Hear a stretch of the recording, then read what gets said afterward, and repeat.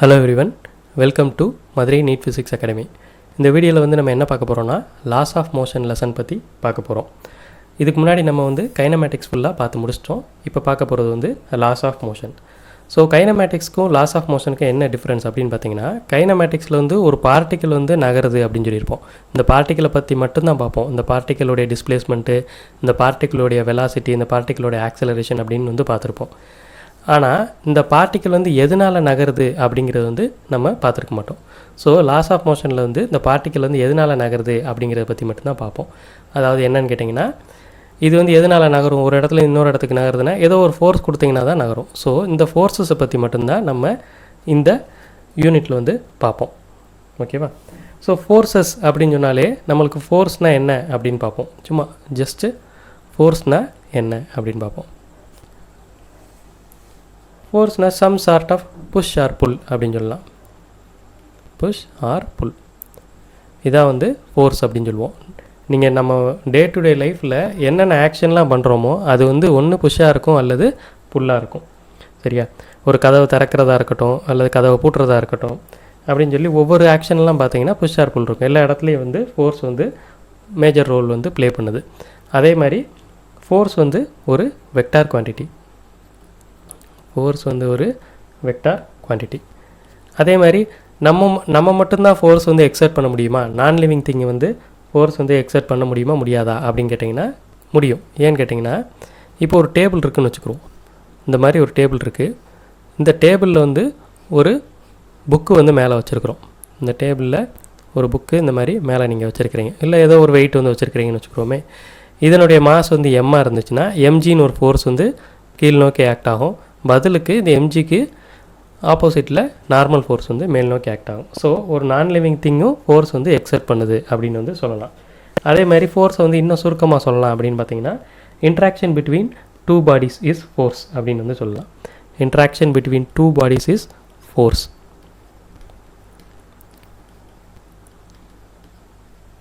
அப்படின்னு சொல்லலாம். ஓகேவா? இது தவிர்த்து நீங்கள் ஃபஸ்ட்டு லெசனில் ஃபிசிக்கல் வேர்ல்டில் வந்து பார்த்துருப்பீங்க, ஃபண்டமெண்டல் ஃபோர்ஸஸ் இன் யூனிவர்ஸ். மேஜராக ஃபோர்ஸஸ் வந்து 4 கேட்டகரிஸாக, அதாவது ஃபண்டமெண்டலாக 4 கேட்டகரிஸாக பிரிச்சிருப்பாங்க. என்னென்ன? ஒன்று வந்து கிராவிடேஷ்னல் ஃபோர்ஸு, இன்னொன்று வந்து எலக்ட்ரோ மேக்னெட்டிக் ஃபோர்ஸு, இஎம் ஃபோர்ஸுன்னு வச்சுக்கிறோம். எலக்ட்ரோ மேக்னெட்டிக் ஃபோர்ஸு எழுதிடுறேன். Electromagnetic force. Strong nuclear force, strong nuclear force. அதே மாதிரி வீக் நியூக்ளியர் ஃபோர்ஸ். ஸோ இதெல்லாம் என்னென்ன ரேஞ்சு அப்படிங்கிறதெல்லாம் நீங்கள் வந்து அந்த லெசனில் ரெஃபர் பண்ணிக்கோங்க சும்மா. ஓகேவா? அதுக்கடுத்து டைப்ஸ் ஆஃப் ஃபோர்ஸஸ் வந்து பார்க்கலாம். நம்ம இந்த லெசனில் பார்க்குறது வந்து டைப்ஸ் ஆஃப் ஃபோர்ஸஸ் தான் வந்து பார்ப்போம். டைப்ஸ் ஆஃப் ஃபோர்ஸஸ் வந்து 2 கேட்டகரியாக வந்து பிரிப்பாங்க. எப்படின்னு கேட்டிங்கன்னா, ஒன்று கான்டாக்ட் ஃபோர்ஸு, இன்னொன்று வந்து நான் கான்டாக்ட் ஃபோர்ஸு அப்படின்னு சொல்லி பிரிப்பாங்க. ஒன்று கான்டாக்ட் ஃபோர்ஸு, இன்னொன்று வந்து நான் கான்டாக்ட் ஃபோர்ஸ் அப்படின்னு சொல்லி 2 டைப்பாக வந்து பிரிப்பாங்க. இதில் கான்டாக்ட் ஃபோர்ஸ் அப்படின்னா என்னென்னா, 2 பாடி வந்து இன்ட்ராக்ட் ஆச்சுனாலே, ஃபிசிக்கலி டச்சிங்காக இருந்துச்சுனாலே அது வந்து கான்டாக்ட் ஃபோர்ஸ் அப்படின்னு சொல்லுவாங்க. அப்போ எங்கெங்கெல்லாம் கான்டாக்ட் ஃபோர்ஸஸ் வரும் அப்படின்னு பார்த்தீங்கன்னா, ஃப்ரிக்ஷனல் ஃபோர்ஸ் வந்து ஒரு கான்டாக்ட் ஃபோர்ஸு, கண்டிப்பாக உராய்வு, அது வந்து ஒரு கான்டாக்ட் ஃபோர்ஸு. அதே மாதிரி அப்ளைடு ஃபோர்ஸு, நீங்கள் ஏதோ ஒரு ஃபோர்ஸ் ஒரு இடத்துல அப்ளை பண்ணிங்கன்னா அதுவும் வந்து கான்டாக்ட் ஃபோர்ஸு தான். இது மாதிரி நிறைய இது சொல்லிகிட்டே போகலாம். ஸ்ப்ரிங் ஃபோர்ஸு, நார்மல் ஃபோர்ஸு, இப்போ பார்த்தோம்ல டேபிள் மேலே புக்கில் இருக்க நார்மல் ஃபோர்ஸ். ஸோ இது எல்லாமே கான்டாக்ட் ஃபோர்ஸ் கீழே வரும். சரி, அப்போ நான் கான்டாக்ட் ஃபோர்ஸ் கீழே என்னென்ன வரும் அப்படின்னு பார்த்தீங்கன்னா, gravity, magnetic force, electric force. இது எல்லாமே வந்து நான் கான்டாக்ட் ஃபோர்ஸஸ்ஸு.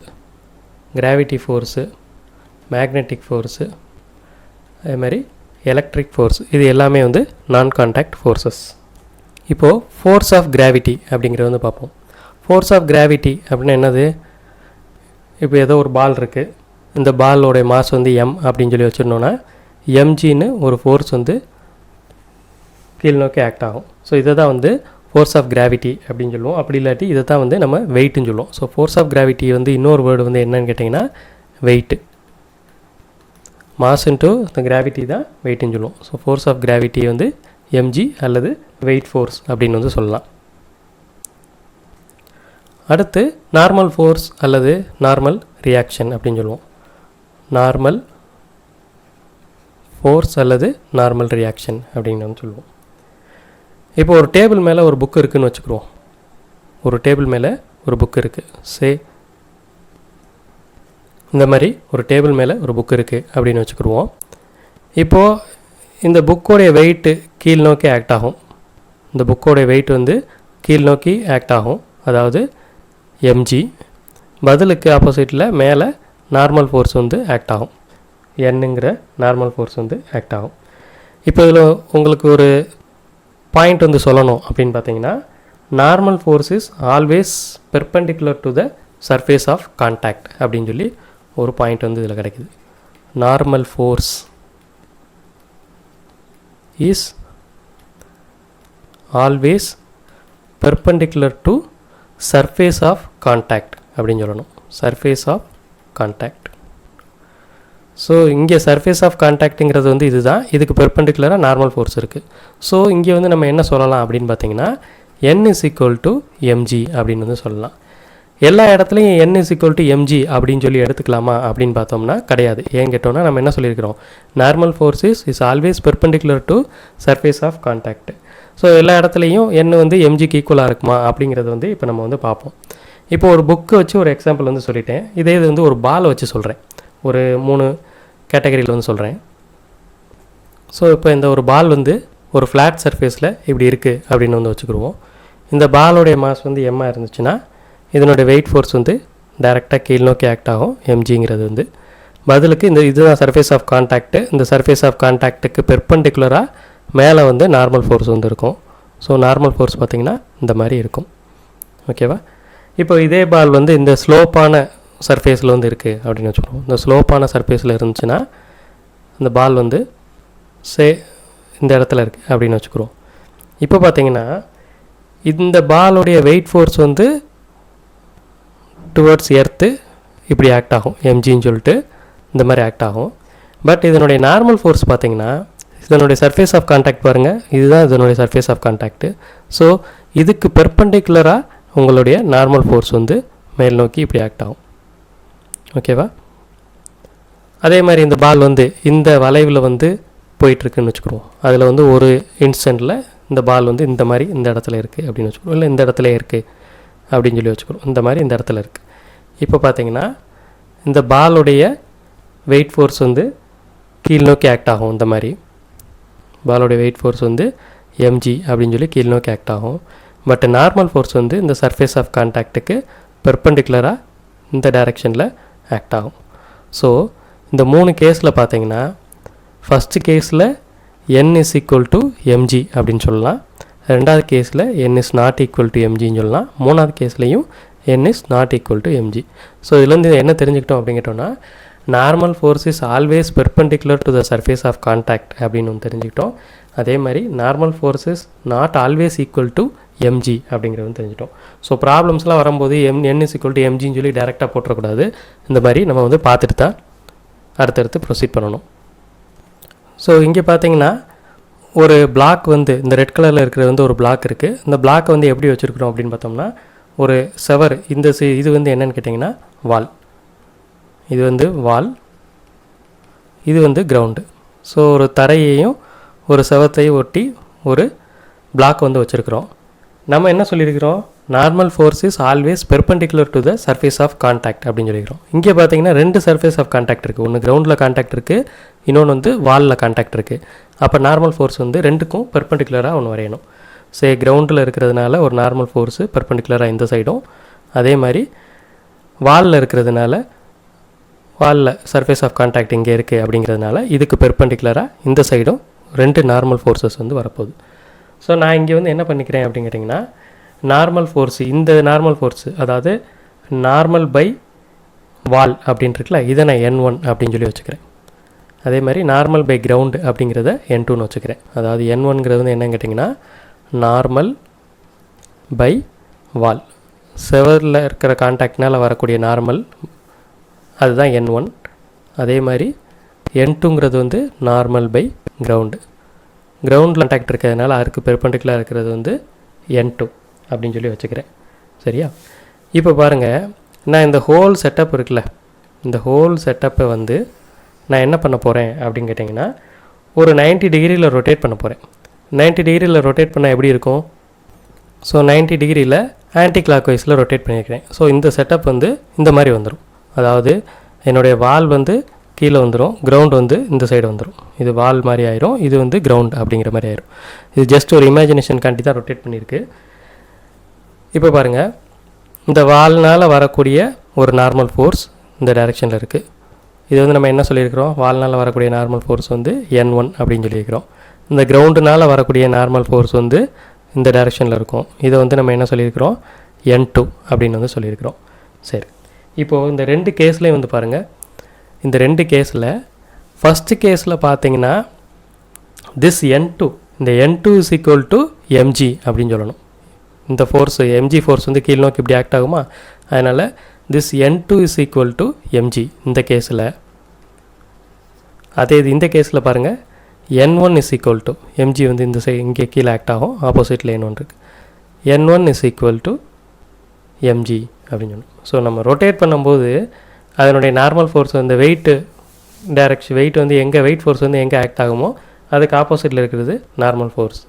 அது ரெண்டு ஈக்குவல் அப்படின்னு வந்து சொல்லிக்கலாம். இங்கே பார்த்தீங்கன்னா N2 is equal to mg, இங்கே பார்த்தீங்கன்னா N1 is equal to mg அப்படின்னு வந்து சொல்லிக்கலாம். ஸோ நம்ம வந்து எப்போ எதுக்கு எடுத்தாலும் n is equal to mg அப்படிங்கிற ஒரு ஈக்குவேஷன் வந்து ஃபார்ம் பண்ணிடக்கூடாது. அது வந்து கரெக்டாக டயக்ராமை பார்த்து அதில் வந்து எப்படி ஆப்போசிட்டில் ஃபோர்ஸ் இருக்குது அப்படிங்கிற வச்சு நம்ம வந்து போட்டுக்கணும். அதே மாதிரி இங்கே N1 இஸ் ஈக்குவல் டு என்ன அப்படின்னு பார்த்தீங்கன்னா N1 இஸ் ஈக்குவல் டு 0 அப்படின்னு சொல்லணும். ஏன்னா சர்ஃபேஸ் ஆஃப் கான்டாக்ட்டுக்கு ஆப்போசிட்டில் நார்மல் ஃபோர்ஸ் இருக்குது, ஓகே, ஒன்றும் பிரச்சனை கிடையாது. பட் இங்கே வந்து எந்த வித ஒரு ப்ரெஸ்ஸிங் ஃபோர்ஸும் இல்லை. சப்போஸ் நீங்கள் வந்து ஒரு ஃபோர்ஸு இங்கே வந்து F அப்படின்னு சொல்லி ஒரு ஃபோர்ஸ் ப்ரெஸ் பண்ணி கொடுத்தீங்கன்னா பதிலுக்கு ஆப்போசிட்டில் N1 வரும். அந்த N1 வந்து இந்த Fக்கு ஈக்குவலாக இருக்கும். அப்போ நம்ம என்ன சொல்லலாம்? N1 is equal to F அப்படின்னு வந்து சொல்லலாம். ஸோ இனிஷியலாக இந்த சர்ஃபேஸில் எந்த வித ப்ரெஸ்ஸிங்கும் இல்லை அப்படிங்கிறதுனால N1 ஈக்குவல் டு 0 அப்படின்னு சொல்லி வச்சுக்கிறணும். N1 equal to 0. அதேமாதிரி இங்கே பாருங்கள், N2 will be equal to 0. N2 will be equal to 0. ஏன்னா நீங்கள் வந்து எந்த ஃபோர்ஸும் இந்த சைடு நீங்கள் கொடுக்கல. இங்கே ஒரு ஃபோர்ஸ் Fன்னு கொடுத்தீங்கன்னா N2 will be equal to F அப்படின்னு சொல்லலாம். ஸோ நார்மல் ஃபோர்ஸ் வந்து இன்னொரு விதமாக எப்படி எப்போ நார்மல் ஃபோர்ஸ் அரைஸ் ஆகும் அப்படின்னு பார்த்தீங்கன்னா சம் சார்ட் ஆஃப் ப்ரெஸ்ஸிங் வந்து இருக்கணும்.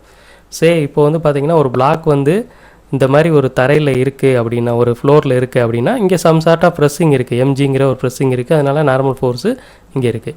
இதே இது ஒரு 2 பிளாக் இருக்குதுன்னு வச்சுக்கிறோம். இப்படி ஒரு பிளாக் இருக்குது, இப்படி ஒரு பிளாக் இருக்குது.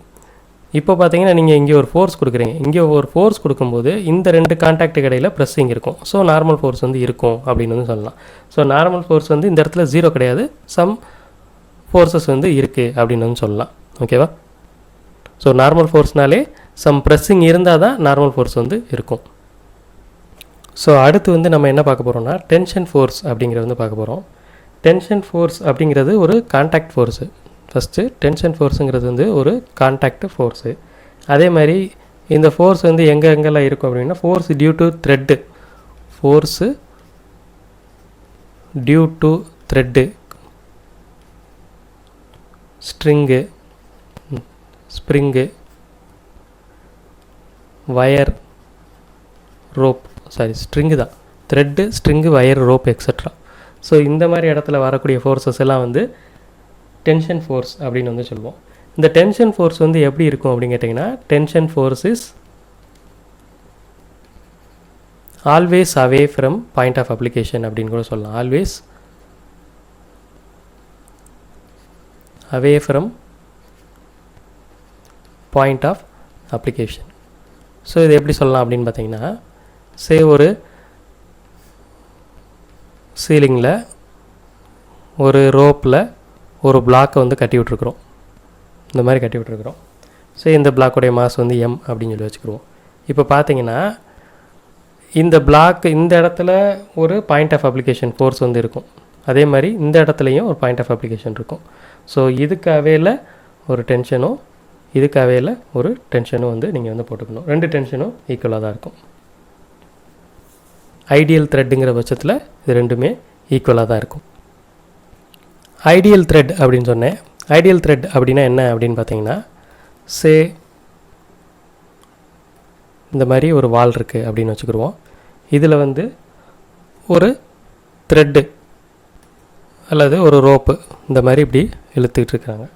இங்கே வந்து ஒரு ஃபோர்ஸ் நீங்கள் வந்து கொடுத்துருக்குறீங்க அப்படின்னு வந்து வச்சுக்கிடுவோம். ஐடியல் த்ரெட் அப்படின்னா ஃபஸ்ட்டு இந்த த்ரெட் வந்து மாஸ்லெஸ்ஸாக இருக்கணும். ஐடியல் த்ரெட் அப்படின்னா ஃபஸ்ட்டு மாஸ்லெஸ்ஸாக இருக்கணும். அதே மாதிரி same tension through out the thread, same tension வந்து இருக்கணும். Same tension through out the thread அப்படின்னா தான் அது வந்து ஐடியல் த்ரெட் அப்படின்னு சொல்லுவோம். 99% ப்ராப்ளம்ஸில் எல்லாமே நம்ம வந்து ஐடியல் கண்டிஷன் தான் யூஸ் பண்ணுவோம். ஸோ இங்கே ஃபோர்ஸ் எஃப் அப்படின்னு சொல்லி கொடுத்தீங்கன்னா பதிலுக்கு இந்த இடத்துலலாம் டென்ஷன் இருக்கும். இந்த இடத்துலையும் அதே டென்ஷன் தான் இருக்கும். இந்த இடத்துல அதே டென்ஷன். அப்படி ஈச் அண்ட் எவ்ரி பாயிண்டில் சேம் டென்ஷன் தான் இருக்கும். ஈச் அண்ட் எவ்ரி பாயிண்டில் சேம் டென்ஷன் தான் இருக்கும். This tension is equal to this applied force. So இதுதான் வந்து ideal thread or ideal rope, ideal string, ideal wire எப்படி வேணால் சொல்லிக்கலாம். நெக்ஸ்ட்டு நம்ம நியூட்டன்ஸோடைய ஃபஸ்ட்டு லா ஆஃப் மோஷன் அப்படிங்கிறத வந்து பார்ப்போம். நியூட்டன்ஸாக வந்து இந்த லாஸ் ஆஃப் மோஷனில் ஒரு 3 லாஸ் வந்து கிரியேட் பண்ணார். இவருக்கு முன்னாடி பார்த்தீங்கன்னா அரிஸ்டாட்டிலும் கலீலியோவும் வந்து அதை ஸ்டெப் பை ஸ்டெப்பாக ப்ராக்ரஸ் பண்ணியிருப்பாங்க. அரிஸ்டாட்டில் வந்து ஃபஸ்ட்டு வந்து ஒரு ஃபால்ஸ் ஸ்டேட்மெண்ட் வந்து சொல்லுவார்.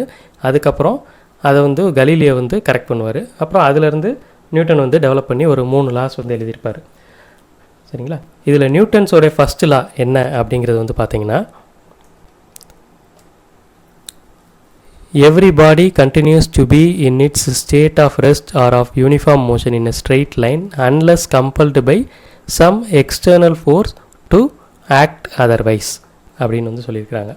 அதாவது என்னென்னா, everybody continues to be in its state of rest or of uniform motion அப்படிங்கிற மாதிரி சொல்லியிருக்காங்க. அதாவது என்னென்னா, ஒரு பாடி இருக்குன்னா இது ரெஸ்ட்டில் இருந்தால் ரெஸ்ட்டில் இருக்கும், யூனிஃபார்ம் மோஷனில் இருந்தால் யூனிஃபார்ம் மோஷனில் இருக்கும். சப்போஸ் ஒரு பாலே இருக்குதுன்னு வச்சுக்கிறோம்.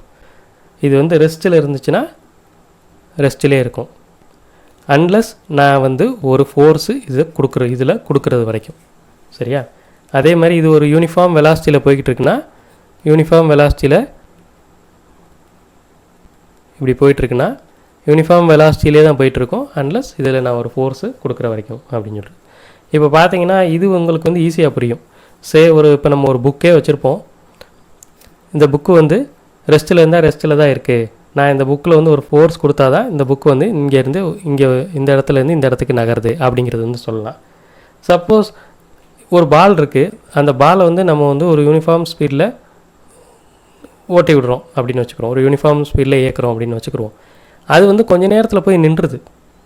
ஸோ அங்கே வந்து என்ன நடக்குது அப்படின்னு பார்த்தீங்கன்னா, ஆப்போசிட்டில் ஒரு ஃபோர்ஸ் வந்து ஃப்ரிக்ஷனல் ஃபோர்ஸ் இருக்கும். அந்த ஃப்ரிக்ஷனல் ஃபோர்ஸ் வந்து ஆக்ட் ஆகிறதுனால, சம் எக்ஸ்டர்னல் ஃபோர்ஸ் ஆக்ட் ஆகிறதுனால அதனால் யூனிஃபார்ம் வெலாசிட்டியில் தொடர முடியல. ஸோ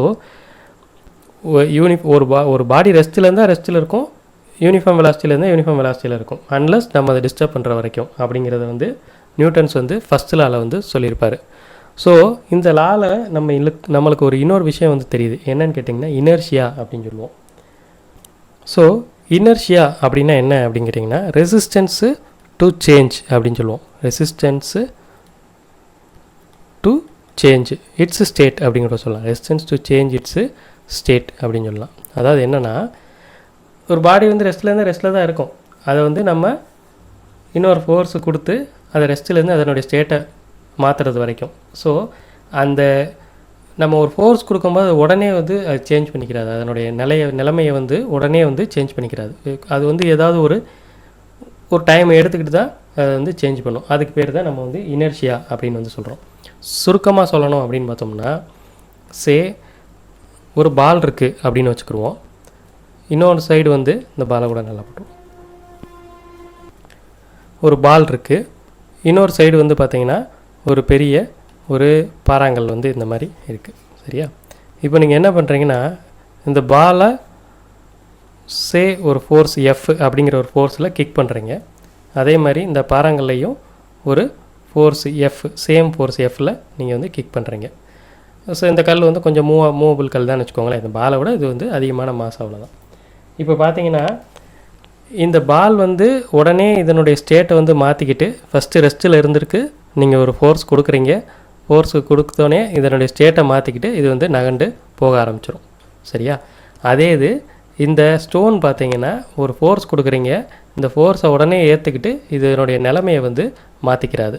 சரியா? ஸோ அப்போது இதில் வந்து இனர்ஷியா வந்து அதிகமாக இருக்குது, இதில் இனர்ஷியா வந்து கம்மியாக இருக்குது அப்படின்னு வந்து சொல்லலாம். இதில் இனர்ஷியா வந்து கம்மியாக இருக்குது, இதில் இனர்ஷியா வந்து அதிகமாக இருக்குது. ஏன்னா நம்ம இனர்ஷியாங்கிறது வந்து என்ன சொல்லியிருக்கிறோம், ரெசிஸ்டன்ஸ் டு சேஞ்சு. ஏற்கனவே ரெஸ்ட்டில் தான் இருக்குது, அந்த ரெஸ்ட்டை வந்து மாற்றுறதுக்கு ரெசிஸ்டன்ஸ் எவ்வளோ ஆஃபர் பண்ணுதோ அதுதான் வந்து இனர்ஷியா அப்படின்னு வந்து சொல்லுவோம். ஸோ அப்போ இங்கே இனர்ஷியா வந்து அதிகம், இங்கே இனர்ஷியா வந்து கம்மி. ஸோ இனர்ஷியா வந்து எதை பொறுத்து இருக்குது அப்படின்னு பார்த்தோம்னா, இது ரெண்டையும் கம்பேர் பண்ணும்போதே நம்ம சொல்லிடலாம், இனர்ஷியா வந்து மாஸை பொறுத்து இருக்குது. ஸோ நம்ம இனர்ஷியா வந்து எப்படி சொல்லலாம், is directly proportional to mass அப்படின்னு வந்து சொல்லலாம். அதே மாதிரி இனர்ஷியா வந்து ஒரு ப்ராப்பர்ட்டி, இனர்ஷியா வந்து ஒரு property. This is not a physical quantity. இது வந்து ஒரு ஃபிசிக்கல் குவான்டிட்டி கிடையாது. ஃபிசிக்கல் குவான்டிட்டி கிடையாது அப்படிங்கிற போது it has no unit and dimension. Not a physical quantity. Physical quantity இல்லைங்கிற போது நோ யூனிட் அண்டு டைமென்ஷன். ஓகேவா? இப்போதைக்கு நம்ம என்ன சொல்லலாம், மாஸ் அதிகமாக இனர்ஷியா வந்து அதிகமாகும் அப்படின்னு வந்து சொல்லலாம்.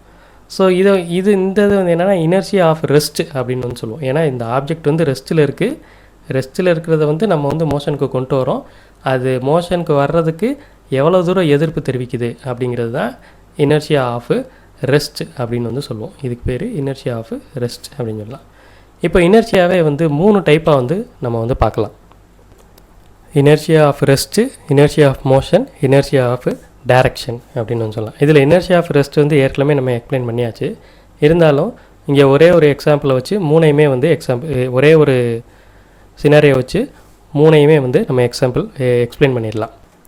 இப்போ ஃபார் எக்ஸாம்பிள் ஒரு பஸ்ஸில் வந்து நீங்கள் வந்து உட்காந்துருக்குறீங்க அப்படின்னு வச்சுக்கிடுவோம். இந்த பஸ் வந்து இனிஷியலாக ரெஸ்ட்டில் இருக்குது அப்படின்னு சொல்லி வச்சுக்கோங்க. இனிஷியலாக இது வந்து ரெஸ்ட்டில் இருக்குது. இப்போ சடனாக இந்த பஸ்ஸு வந்து ஃப்ரண்ட்டில் மூவ் ஆகுது, இந்த டைரெக்ஷனில் மூவ் ஆகுது அப்படின்னு வச்சுக்கிறோம்.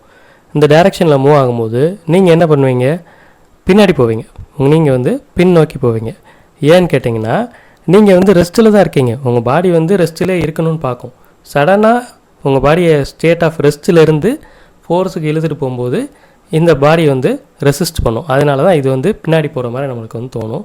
இதில் பார்த்தீங்கன்னா உங்களுடைய அப்பர் பார்ட் ஆஃப் த பாடி, அதாவது இதுக்கு மேலே இருக்கு பாருங்கள், அப்பர் பார்ட் ஆஃப் த பாடி மட்டும்தான் பின்னாடி போகிற மாதிரி இருக்கும். இந்த லோயர் பார்ட் ஆஃப் த பாடி வந்து இதோடு சேர்ந்து போகிற மாதிரி இருக்கும். அப்படின்னா என்னென்னா இந்த ஃபோர்ஸ் வந்து transmitted to your lower body. Lower பாடிக்கு வந்து ஃபோர்ஸ் வந்து ஈஸியாக டிரான்ஸ்மிட் ஆகிருச்சு, அப்பர் பாடிக்கு டிரான்ஸ்மிட் ஆகலை. அதுக்குள்ளேயும் இது வந்து சடனாக மூவ் ஆகிறதுனால இந்த ஃபோர்ஸ்னால் ஃபுல்லாக டிரான்ஸ்மிட் ஆக முடியல. அதனால தான் நீங்கள் வந்து கொஞ்சம் பின்னாடி போகிற மாதிரி ஃபீல் ஆகிறீங்க.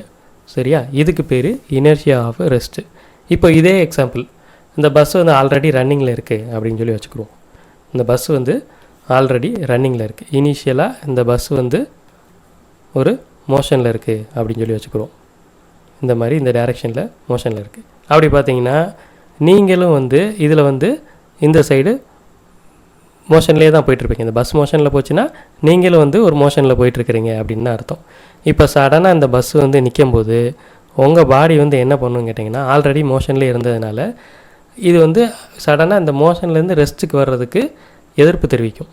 சரியா? அதனால் இது வந்து கொஞ்சம் முன்னாடி போகிற மாதிரி இருக்கும். இதுலேயும் பார்த்தீங்கன்னா உங்கள் லோயர் பார்ட் ஆஃப் த பாடி வந்து நின்றோம், அப்பர் பார்ட் ஆஃப் த பாடி மட்டும் கொஞ்சம் முன்னாடி போகிற மாதிரி இருக்கும். ஏன் கேட்டிங்கன்னா அந்த ஃபோர்ஸ் வந்து லோயர் பார்ட் ஆஃப் த பாடிக்கு வந்து ஈஸியாக டிரான்ஸ்மிட் ஆகிருச்சு, அப்பர் பார்ட்டுக்கு வந்து ஈஸியாக டிரான்ஸ்மிட் ஆகலை. ஸோ இதுதான் வந்து இனர்ஷியா ஆஃப் மோஷன். அதாவது மோஷன்லேருந்து சடனாக ரெஸ்ட்டுக்கு வர மாட்டேங்குது, இங்கே பார்த்தீங்கன்னா ரெஸ்ட்டுலேருந்து சடனாக மோஷனுக்கு வர மாட்டேங்குது. அதே மாதிரி நீங்கள் இனர்ஷியா ஆஃப் டைரக்ஷனும் பஸ் எக்ஸாம்பிள் வச்சே சொல்லிடலாம். இப்போ ஒரு பஸ்ஸில் நீங்கள் போயிட்டே இருக்கிறீங்க, பஸ்ஸு வந்து பார்த்தீங்கன்னா சடனாக இது வந்து படம் வரைய முடியல, இப்படியே சொல்லிடுறேன், சடனாக வந்து லெஃப்ட்டில் இப்படி திரும்புது அப்படின்னு வச்சுக்கோங்க. நீங்கள் வந்து என்ன பண்ணுவீங்க, அப்படியே ரைட்டில் சாய்வீங்க. ஏன்னு கேட்டிங்கன்னா நீங்கள் வந்து ஸ்ட்ரெயிட்டாக போகணுன்னு நினச்சிக்கிட்டே தான் உங்கள் பாடி வந்து அதே டைரெக்ஷனில் ஃபிக்ஸ் ஆகிரும். நீங்கள் சடனாக லெஃப்ட்டு திரும்பும்போது நீங்கள் வந்து ரைட்டில் போகிற மாதிரி இருக்கும். ரைட்டில் போகிற மாதிரி இருக்குன்னா நீங்கள் வந்து அதே இடத்துல தான் இருக்கீங்க. டக்குன்னு லெஃப்ட்டு திரும்புறதுக்கு எதிர்ப்பு தெரிவிக்கிறதுனால, உங்களோட நிலைமையை மாற்றுறதுக்கு எதிர்ப்பு தெரிவிக்கிறதுனால அதுதான் வந்து நம்ம வந்து இனர்ஷியா ஆஃப் டைரக்ஷன் அப்படின்னு வந்து சொல்கிறோம். ஓகேவா? ஸோ ஃபஸ்ட்டு லாவை வந்து லா ஆஃப் இனர்ஷியா அப்படின்னு கூட சொல்லுவாங்க. ஏன்னா லா ஆஃப் இனர்ஷியான்னு ஏன் சொல்கிறோன்னா, ஃபஸ்ட் லா வந்து என்ன சொல்லுது, ஒரு பாடி வந்து ரெஸ்ட்டில் தான் இருக்கும், மோஷனில் தான் இருக்கும், அன்லஸ் நம்ம வந்து எக்ஸ்டர்னலாக டிஸ்டர்ப் பண்ணுற வரைக்கும். அதே மாதிரி இங்கே பார்த்தீங்கன்னா இது ஃபஸ்ட்டு ரெஸ்ட்டில் தான் இருக்குது, பஸ்ஸு மூவ் ஆகுறதுக்கு அந்த ஃபோர்ஸ் கொடுக்குற வரைக்கும். அதே மாதிரி இது மோஷனில் தான் இருக்குது, நம்ம பிரேக்கிங் ஃபோர்ஸ் கொடுக்குற வரைக்கும். அதே மாதிரி தான் டேரெக்ஷனுக்கும் ஸ்ட்ரைட்டாக ஒரு டேரெக்ஷனில் தான் போயிட்டே இருக்குது, நம்ம லெஃப்ட் சைடு ஒரு ஃபோர்ஸு கொடுக்குற வரைக்கும். ஸோ இதான் வந்து இனர்ஷியா கான்செப்ட். ஓகேவா? ஃபஸ்ட்டில் வந்து ஃபுல்லி பேஸ்ட் ஆன் இனர்ஷியா. இப்போ இந்த இனர்ஷியா பார்த்திங்கன்னா எல்லாமே வந்து சடன் சேஞ்சு. இப்போ சடனாக ஒரு ஃபோர்ஸ் கொடுத்தா தான் நம்ம வந்து பின்னாடி போவோம். சரியா? அதே இது ஸ்லோவாக மூவ் ஆகுதுன்னு வச்சுக்கோங்க, பஸ்ஸு ஸ்லோவாக மூவ் ஆகும்போது நம்ம வந்து பின்னாடி போக மாட்டோம். ஏன்னு கேட்டிங்கன்னா, ஸ்லோவாக மூவ் ஆகும்போது அந்த ஃபோர்ஸ் வந்து fully transmitted to your body. உங்கள் பாடி ஃபுல்லாக வந்து அந்த ஃபோர்ஸ் வந்து டிரான்ஸ்மிட் ஆகிரும். அதனால் உங்களுக்கு வந்து அந்த ஜர்க்கு பின்னாடி போகிற அந்த ஒரு இது இருக்காது. அதே மாதிரி பிரேக்கிங் வந்து ஸ்லோவாக பிரேக் போட்டிங்கன்னா நீங்கள் வந்து முன்னாடி போக மாட்டீங்க. ஏன்னு கேட்டிங்கன்னா அந்த ஃபோர்ஸ் வந்து உங்கள் பாடியில் ஃபுல்லாக டிரான்ஸ்மிட் ஆகிடுச்சு. அதே மாதிரி தான் டேர்னிங்க்கும் ஸ்லோவாக திரும்பினீங்கன்னா நீங்கள் வந்து டக்குன்னு ரைட் சைடில் வந்து போக மாட்டீங்க. ஸோ இனர்ஷியா வந்து சடன் சேஞ்சுக்கு தான் ரெசிஸ்ட் வந்து பண்ணும். உடனே நடக்கக்கூடிய சேஞ்சுக்கு தான் அது வந்து எதிர்ப்பு வந்து தெரிவிக்கும். நான் என்ன சொன்னேன், இனர்ஷியா வந்து சடன் சேஞ்சுக்கு தான் எதிர்ப்பு தெரிவிக்கும் அப்படின்னு சொன்னேன்னா, இப்போ பாருங்கள், இந்த மாதிரி ஒரு செட்டப்பு, அதாவது ஒரு சீலிங்கில் ஒரு ரோப்பு, இந்த ரெட் கலரில் இருக்கிறது வந்து ரோப்பு, இந்த ரோப்பில் ஒரு மாஸ் வந்து கட்டி விட்டுருக்குறாங்க. அந்த மாசு கீழே இன்னொரு ரோப்பு இருக்குது, பிங்கிற ரோப்பு, மேலே ஏங்கிற ரோப்புன்னு இருக்குது. இப்போ நீங்கள் பார்த்தீங்கன்னா ஒரு ஃபோர்ஸு இந்த இடத்துல சடன் ஃபோர்ஸ் வந்து கொடுத்தீங்கன்னா, சடன் ஃபோர்ஸு அப்படி கொடுத்தீங்கன்னா இந்த ரோப் வந்து எங்கே கட் ஆகும்னு பார்த்தீங்கன்னா இந்த இடத்துல கட் ஆகிரும். இந்த பி பார்ட் வந்து கட் ஆகிடும். ஏன் கேட்டிங்கன்னா இந்த மாஸ் வந்து இனிஷியலாக ரெஸ்ட்டில் இருக்குது.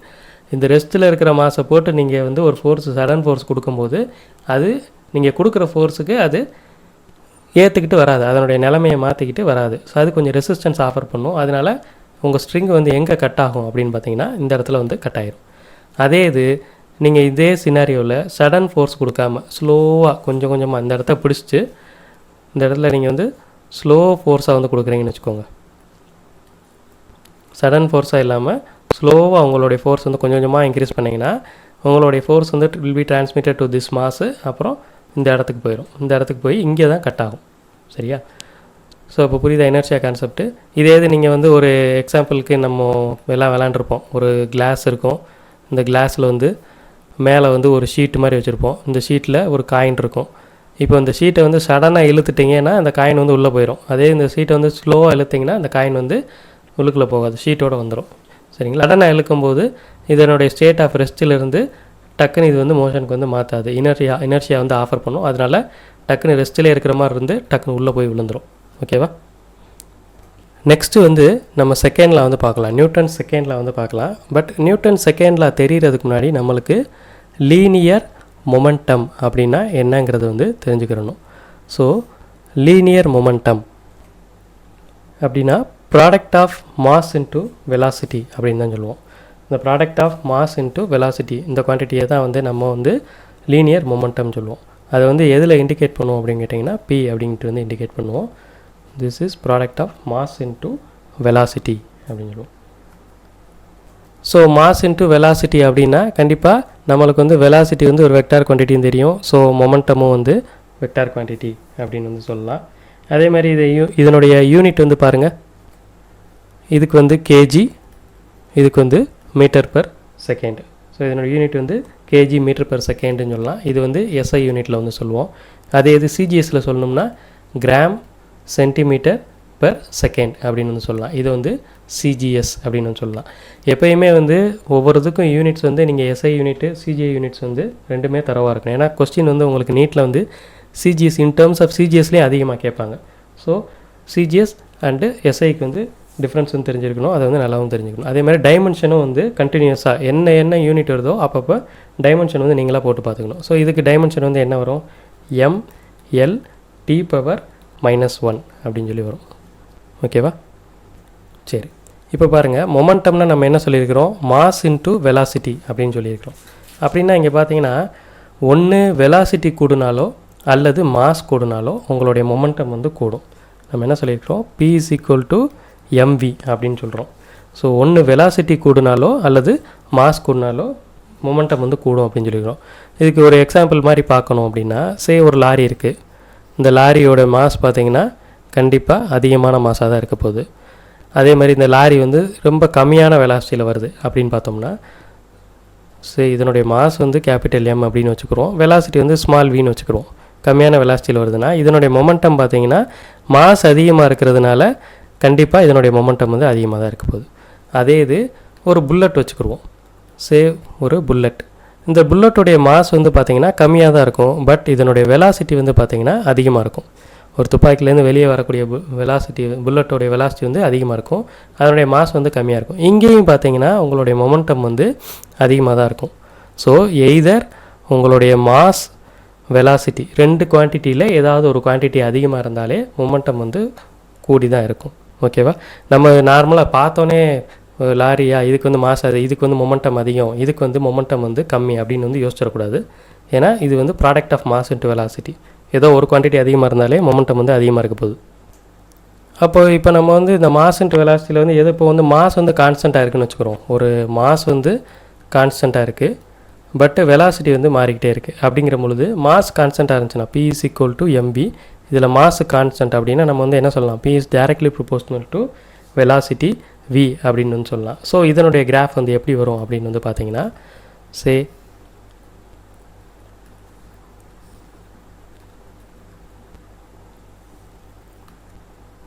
இங்கே வந்து மொமெண்டமுக்கும் இங்கே வந்து வெலாசிட்டிக்கும் கிராஃப் வரைஞ்சோன்னா இது வந்து லீனியராக ஒரு லைன் வந்துடும். ஏன்னா இது வந்து ரெண்டும் directly proportional. Momentum and velocity வந்து directly proportional for constant mass.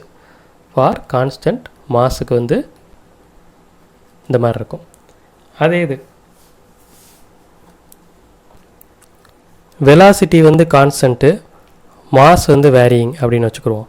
Velocity வந்து கான்ஸ்டன்ட் அப்படின்னா P is equal to mv, இது வந்து கான்ஸ்டன்ட் அப்படின்னா இவர் momentum will be directly proportional to mass. So இதுக்கு வந்து எப்படி எக்ஸாம்பிள் சொல்கிறது, மாஸ் வந்து எப்படி மாறும் அப்படின்னு சொல்லி யோசிச்சிங்கன்னா ஒன்றுமே இல்லை. ஒரு டேங்கர் லாரி எடுத்துக்கோங்க. ஒரு டேங்கர் லாரி இருக்குது. இந்த லாரியில் இந்த இடத்துல ஒரு ஓட்டை போட்டிங்க. ஸோ இதில் இருக்கக்கூடிய ஃபியூயலோ அல்லது வாட்டரோ அது வந்து கொஞ்சம் கொஞ்சமாக கம்மியாகிட்டே வரும். அப்படின்னா என்ன அர்த்தம், மாஸ் வந்து மாறிக்கிட்டே வருது அப்படின்னு அர்த்தம். சரியா? ஸோ இந்த மாதிரி சுச்சுவேஷனுக்கு கிராஃப் எப்படி வரும் அப்படின்னு பார்த்தீங்கன்னா,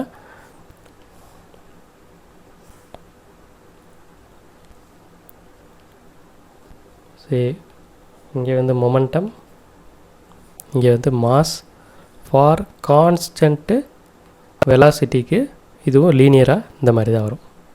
for constant velocity for different பாடிஸ்க்கும் இதை வந்து நம்ம கம்பேர் பண்ணிக்கலாம். இப்போது 2 பாடிஸ் இருக்குது அப்படின்னு வச்சுக்கிறோம். 2 பாடிஸ்,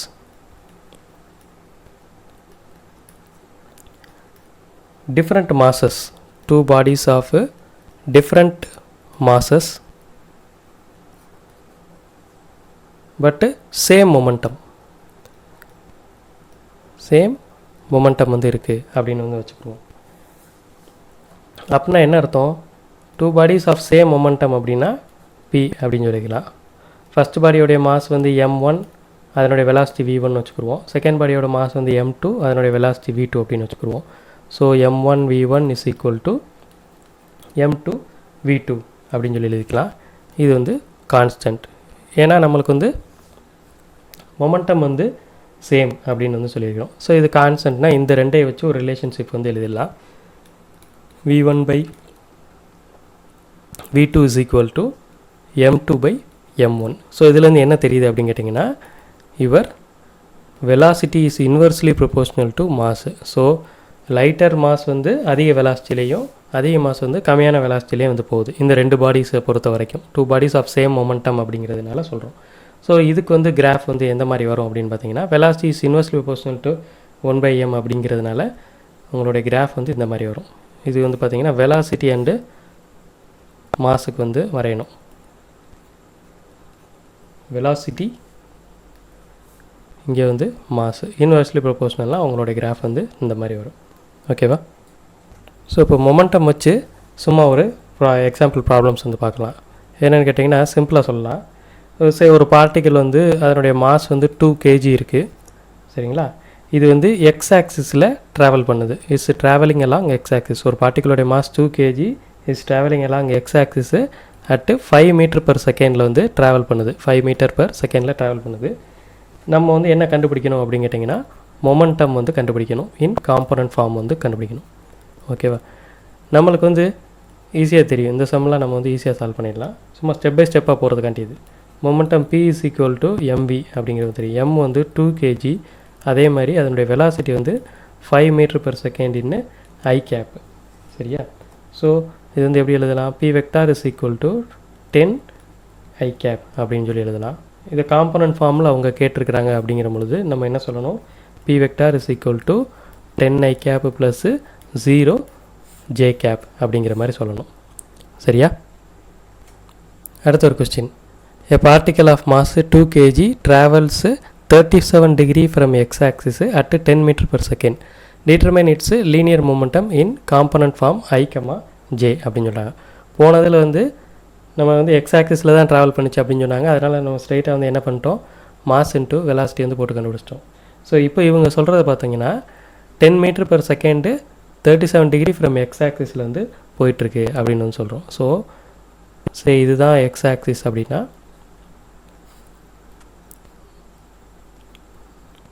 x-axis அப்படின்னா உங்களுடைய பார்ட்டிக்கல் வந்து இந்த மாதிரி 37 டிகிரியில் 10 மீட்டர் பர் செகண்டில் போயிட்டுருக்கு அப்படின்னு அர்த்தம். 37 டிகிரியில்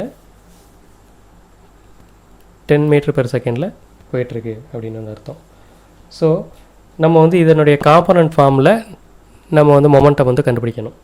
ஸோ இது 37 டிகிரியில் இருக்கிறதுனால இதை நான் 2 காம்பனண்ட்டாக பிரிக்கிறேன். ஒன்று வந்து எக்ஸ் காம்பனண்ட்டு, இன்னொன்று வந்து ஒய் காம்பனண்ட்டு. நம்மளுக்கு ஏற்கனவே தெரியும் இது 10 மீட்டர் பர் செகண்ட், இந்த ஆங்கிள் 37னா கீழே வரக்கூடியது வந்து காசில் வரும். 10 காசு 37 டிகிரி.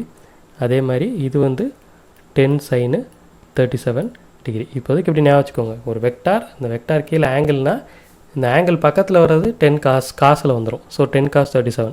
ஆங்கிளுக்கு எதிர்த்தாப்பில் வர்றது வந்து 10 சைன் 37. பார்த்தோன்னே இதெல்லாம் டக்குன்னு சொல்லிடணும். ஓகேவா? ஸோ என்னுடைய மொமெண்டம் பார்த்தீங்கன்னா P vector is equal to M into V vector. V vector அப்படின்னு பார்த்தீங்கன்னா 2 இன்ட்டு மாஸ் வந்து 2 இங்கே கொடுத்துருக்குறாங்க. ஸோ 2 இன்ட்டு இது வந்து எப்படி எழுதலாம் அப்படின்னு பார்த்தீங்கன்னா 10 cos 37 I cap plus 10 sine 37 J cap அப்படின்னு சொல்லி எழுதணும். ஸோ காஸ் 37ங்கிறது வந்து 4/5. 2 into 10 into 4/5 I cap plus sine 37 அப்படிங்கிறது வந்து 3/5 ஜே கேப். ஸோ உங்களுக்கு இந்த 4/5 3/5 வந்து குழப்புது அப்படின்னா சிம்பிளாக இந்த டயக்ராம் வந்து ஞாபகம் வச்சுக்கோங்க. ஒரு ரைட் ஆங்கிள் ட்ரையாங்கிள், இது 37 டிகிரி. இங்கே இருந்து ஆன்டி கிளாக் வைஸில் எழுதிங்க. என்ன எழுதுறீங்க? 3 4 5. இப்போ சைன் 37 அப்படின்னா 3/5, காஸ் 37 அப்படின்னா 4/5. ஸோ இப்படி ஞாபகம் வச்சுக்கோங்க. ஸோ இதெல்லாம் நீங்கள் கேன்சல் பண்ணி எழுதுனீங்கன்னா எவ்வளோ வரும்? 2 into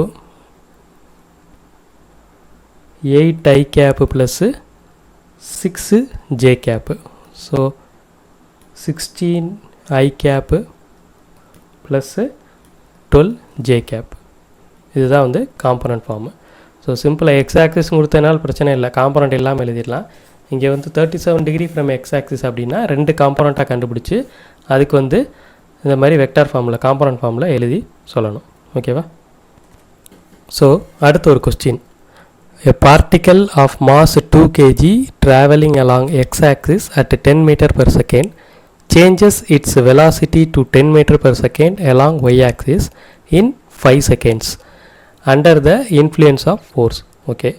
Find the magnitude and direction of change in linear momentum in component form.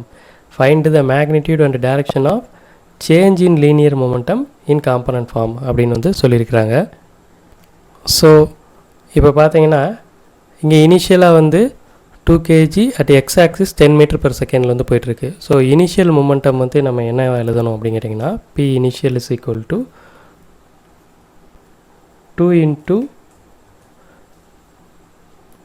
into 10 I cap அப்படின்னு சொல்லி எழுதணும். அதாவது இனிஷியல் மொமெண்டம் வந்து 20 I cap. அதே மாதிரி ஃபைனல் மொமெண்டம் அப்படிங்கிறது வந்து என்னது, y டைரக்ஷனில் போகுது, அதே வெலாசிட்டியோட தான் போகுது. So 2 into 10 J cap which is 20 J cap. நம்ம எப்போயுமே change in momentum del P vector அப்படின்னு சொல்லுவோம். சேஞ்ச் இன் மொமெண்டம்னா P final vector minus P initial vector அப்படின்னு வந்து சொல்லணும். ஸோ இங்கே பி ஃபைனல் வெக்டார் அப்படின்னா 20 J cap minus 20 I cap அப்படின்னு வந்து சொல்கிறோம். ஸோ இந்த 20 J cap minus 20 I cap இது எல்லாமே நம்ம வந்து வெக்டார் ஃபார்மில் தான் வந்து இதை வந்து வரைஞ்சி கண்டுபிடிக்கணும். எடுத்தோடனே நம்ம வந்து இப்படி I டைரக்ஷனில் போகுது, அதுக்கப்புறம் Y டைரக்ஷனில் போகுது அப்படின்னு சொல்லி இந்த மெத்தடுக்கு வந்து போகக்கூடாது. ஏன்னா மொமெண்டம் வந்து வெக்டார் குவான்டிட்டி அப்படிங்கிறதுனால சேஞ்ச் இன் லீனியர் மொமெண்டம் வந்து வெக்டார்லேயே எழுதிட்டு இந்த மாதிரி ஒரு ரெப்ரசன்டேஷனுக்கு கொண்டு வந்த பிறகு அதுக்கப்புறம் நீங்கள் அதை வந்து வெக்டாரிக்கலாக நீங்கள் வந்து சால்வ் பண்ணணும். ஸோ இப்போ 20I மைனஸ் 20J அப்படிங்கிறது வந்து வெக்டாராக நீங்கள் வந்து வரைஞ்சி பார்த்தீங்கன்னா 20Jங்கிறது வந்து இந்த டைரக்ஷனில் இருக்கும், 20Jங்கிறது வந்து இந்த டைரக்ஷனில் இருக்கும். அதே மாதிரி 20Iங்கிறது வந்து மைனஸ் 20I, அதே மாதிரி மைனஸ் 20I அப்படிங்கிறது வந்து லெஃப்ட் சைட் டைரக்ஷனில் இருக்கும். நம்ம வெக்டாரை வந்து ரிசால்வ் பண்ணும்போது டெய்ல் டு டெய்ல் தான் கனெக்ட் பண்ணுவோம். ஸோ இந்த டெய்லிருந்து இன்னொரு வெக்டார் இப்படி கனெக்ட் பண்ணிக்கலாம். ஓகேவா? ஸோ இது வந்து 20 J கேப்பு, இது வந்து 20 I cap. Tail to tail connect பண்ணால் நம்ம ஈஸியாக சால்வ் பண்ணலாம். நான் பொதுவாக டெய்ல் டு டெய்ல் கனெக்ட் பண்ணுவேன். இல்லை நீங்கள் ஹெட் டு ஹெட்டு கனெக்ட் பண்ணிங்கன்னா ட்ரையாங்கிளாக வந்து யூஸ் பண்ணிக்கோங்க. ஓகேவா? ஸோ ரெண்டு ஈக்குவல் வெக்டார்ஸ் இடையில் 90 டிகிரி இருக்குது அப்படிங்கிற பொழுது இதனுடைய ரிசல்டன்ட் வந்து இந்த மாதிரி இந்த டைரெக்ஷனில் வரும். இதனுடைய வேல்யூ ரெண்டு ஈக்குவல் அப்படிங்கிறதுனால 20√2 அப்படிங்கிறது தான் இதனுடைய மேக்னிடியூட் வரும். இந்த ரிசல்டன்ட் வந்து பார்த்திங்கன்னா இந்த மைனஸ் எக்ஸ் ஆக்சிஸ்லேருந்து 45 டிகிரியில் இருக்கும். சரிங்களா? ஸோ உங்களுடைய மேக்னிடியூட் அப்படின்னு பார்த்தீங்கன்னா 20√2 அப்படிங்கிறது உங்களோட மேக்னிடியூட். ரூட் ஆஃப் போட்டு கண்டுபிடிச்சாலும் சரி, இல்லை பேரலோகிராம் லா வச்சு கண்டுபிடிச்சாலும் சரி, எப்படி கண்டுபிடிச்சாலும் 20√2 தான் வரப்போகுது. அதே மாதிரி அதனுடைய ஆங்கிள் பார்த்திங்கன்னா 45 டிகிரியில் இருக்கும். சரிங்களா? இப்போது உங்களுக்கு ஆப்ஷனில் வந்து பார்த்திங்கன்னா 20√2ங்கிறது வந்து இருக்கும். ஆனால் உங்களுடைய ஆங்கிள் டைரக்ஷன் வந்து என்ன சொல்லுவாங்கன்னு பார்த்தீங்கன்னா 45 degree from negative X axis அப்படின்னு வந்து சொல்லலாம். அப்படி இல்லாட்டி 135 டிகிரி பாசிட்டிவ் எக்ஸ் ஆக்சிஸ்லேருந்து 135 degree 20√2 135 degree from X axis அப்படின்னு வந்து சொல்லலாம். இல்லாட்டி 135 டிகிரி ஃப்ரம் ஒய் ஆக்சிஸ் அப்படின்னு வந்து 4 ஆப்ஷன் உங்களை வந்து கொடுத்து வந்து குழப்புவாங்க. சரிங்களா? இதில் வந்து எந்த ஆப்ஷன் வந்து கரெக்டுன்னு பாருங்கள். இது ரெண்டில் ஏதாவது ஒரு ஆப்ஷன் தான் வரும். ஸோ அதில் எந்த ஆப்ஷன் வருதுங்கிறத பார்த்துட்டு அட்டன் பண்ணணும். ஓகேவா? ஸோ இப்போதைக்கு நீங்கள் இதை வந்து வெக்டாரிக்கலாக தான் சால்வ் பண்ணணும். இந்த மாதிரி இனிஷியல் மொமெண்டம் ஃபைனல் மொமெண்டம் எழுதிட்டு சேஞ்ச் இன் மொமெண்டம் அப்படின்னா final momentum minus initial momentum எழுதிட்டு இதை வந்து வெக்டாராக வரைஞ்சி அதுக்கப்புறம் இதுக்கு ரிசல்டன்ட் கண்டுபிடிச்சிட்டிங்கனாலே அந்த சேஞ்ச் இன் மொமெண்டம்க்கான ஆன்சர் வந்து வந்துடும். ஓகேவா? அடுத்து நம்ம பார்க்க போகிறது வந்து Newton's second law. So Newton's second law வந்து என்ன சொல்கிறாங்க அப்படின்னு கேட்டிங்கன்னா, the rate of change of momentum of a body is directly proportional to the applied force and takes place in the direction in which the force acts அப்படின்னு வந்து சொல்கிறாங்க. So rate of change of momentum, linear momentum சொல்லுவாங்க, is directly proportional to force applied, external force applied, is directly proportional to external force applied and is in the direction of force அப்படின்னு வந்து சொல்கிறாங்க. So இதை வந்து நம்ம எப்படி பார்க்கலாம் அப்படின்னு பார்த்தீங்கன்னா, இப்போ ஃபார் எக்ஸாம்பிள் ஒரு கார் வந்து இருக்குது. இந்த காரோடைய மாஸ் வந்து எம்மு. இந்த காருக்கு வந்து நம்மளே ஒரு ஃபோர்ஸ் வெளியிலேருந்து கொடுக்குறோம், தள்ளுறோன்னு வச்சுக்கோமே. ஒரு ஃபோர்ஸ் வந்து கொடுக்குறோம், கொஞ்சம் கொஞ்சமாக நம்ம ஃபோர்ஸ் இன்க்ரீஸ் பண்ணிட்டே போகிறோம். இதனுடைய வெலாசிட்டி வந்து கூட்டிகிட்டே போகுது. ஸோ இங்கே வந்து வெலாசிட்டி கூட்டிக்கிட்டே போச்சுன்னா rate of change of momentum வந்து இருக்கும் அப்படிங்கிறது வந்து அர்த்தம். ஸோ இதை வச்சு நம்ம இதுக்கு ஈக்குவேஷன் வந்து எழுதுவோம். இந்த ரேட் ஆஃப் சேஞ்ச் ஆஃப் மொமெண்டம்ங்கிறது வந்து dp/dt dt அப்படின்றது is directly proportional to force applied. Force apply பண்ண ஃபோர்ஸு டைரக்ட்லி அப்ளைடு. ஸோ இதை வந்து எப்படி எழுதலாம்? F is directly proportional to DP by DT. F இந்த ப்ரொபோஷ்னலை வந்து எடுக்கிறோன்னா which is equal to K into DP by DD அப்படின்னு சொல்லி எழுதலாம். அப்படி இல்லாட்டி F vector is equal to DP vector divided by DD அப்படின்னு எழுதலாம். இப்போது இந்த டிபி பை டிடியை வந்து F vector is equal to P is equal to M into V vector divided by DD அப்படின்னு சொல்லி எழுதலாம். எஃப் இஸ் ஈக்குவல் டு இங்கே வந்து மாஸ் வந்து நம்மளுக்கு வந்து கான்ஸ்டன்டான மாஸ் தான் இருக்க போகுது. ஸோ மாஸை வந்து வெளியே எடுத்துருவோம். டிவி பை டிடி அப்படின்னு சொல்லி எழுதலாம். இந்த டிவி பை டிடிங்கிறது நம்மளுக்கு வந்து என்னென்னு தெரியும்? ஆக்சலரேஷன் அப்படிங்கிறது வந்து தெரியும். So F is equal to MA. F is equal to MA அப்படின்னு வந்து சொல்லலாம். ஓகேவா?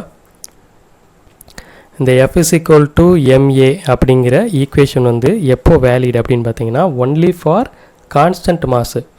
Valid only for constant mass. Constant மாஸ்க்கு மட்டும்தான் F is equal to MA வந்து வேலிடு. மாஸு வேரி ஆச்சுன்னா நம்மளுக்கு ரெண்டு டிஃப்ரென்ஷியேஷன் வரும். ஸோ ஃபஸ்ட்டில் வந்து நம்மளுக்கு வந்து இனர்ஷியா பற்றினா என்னங்கிறத ஒரு ஐடியா வந்து கொடுத்துச்சு. செகண்டில் வந்து மொமெண்டம்னா என்ன அப்படிங்கிறத வந்து சொல்லி கொடுத்துச்சு. அதுக்கப்புறம் அதை வச்சு rate of change of momentum is directly proportional to அந்த ஃபோர்ஸ் அப்ளைடு அப்படிங்கிறத வச்சு நம்ம வந்து ஃபோர்ஸுக்கு வந்து ஃபார்முலா வந்து கண்டுபிடிச்சிட்டோம். F is equal to MA அப்படிங்கிற ஃபார்முலா வந்து கண்டுபிடிச்சிட்டோம். So F is equal to எம்ஏங்கிறது வந்து செகண்ட் லாலேருந்து கண்டுபிடிச்சிருக்கிறோம். ஸோ இந்த லா வந்து எழுத தேவையில்லை, நம்ம எல்லாத்துக்குமே தெரியும். For every action there is equal and opposite reaction அப்படிங்கிறது வந்து நம்மளுக்கு வந்து தெரியும். நம்ம இந்த இதில் வந்து என்ன தெரிஞ்சுக்கிறணும் அப்படின்னு பார்த்தோம்னா அந்த ஆக்ஷன் அண்ட் ரியாக்ஷனோட வச்சு ஒரு சில பாயிண்ட்ஸ் எல்லாம் வந்து நம்ம வந்து தெரிஞ்சுக்கிறணும்.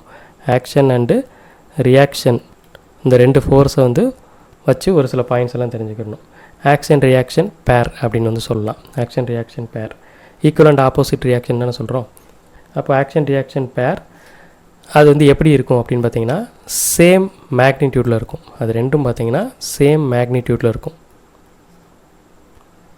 மேக்னிடியூட் அதே மாதிரி ரெண்டுமே வந்து ஆப்போசிட் டைரக்ஷனில் இருக்கும். ஆக்ஷன் ரியாக்ஷன் பேர் வந்து ரெண்டுமே வந்து same magnitude and in opposite டைரக்ஷனில் இருக்கும். ரெண்டுமே வந்து டிஃப்ரெண்ட் பாடிஸில் வந்து ஆக்ட் ஆகும். சேம் பாடியில் வந்து ஆக்ட் ஆகாது. ரெண்டுமே வந்து டிஃப்ரெண்ட் பாடிஸில் வந்து ஆக்ட் ஆகும்.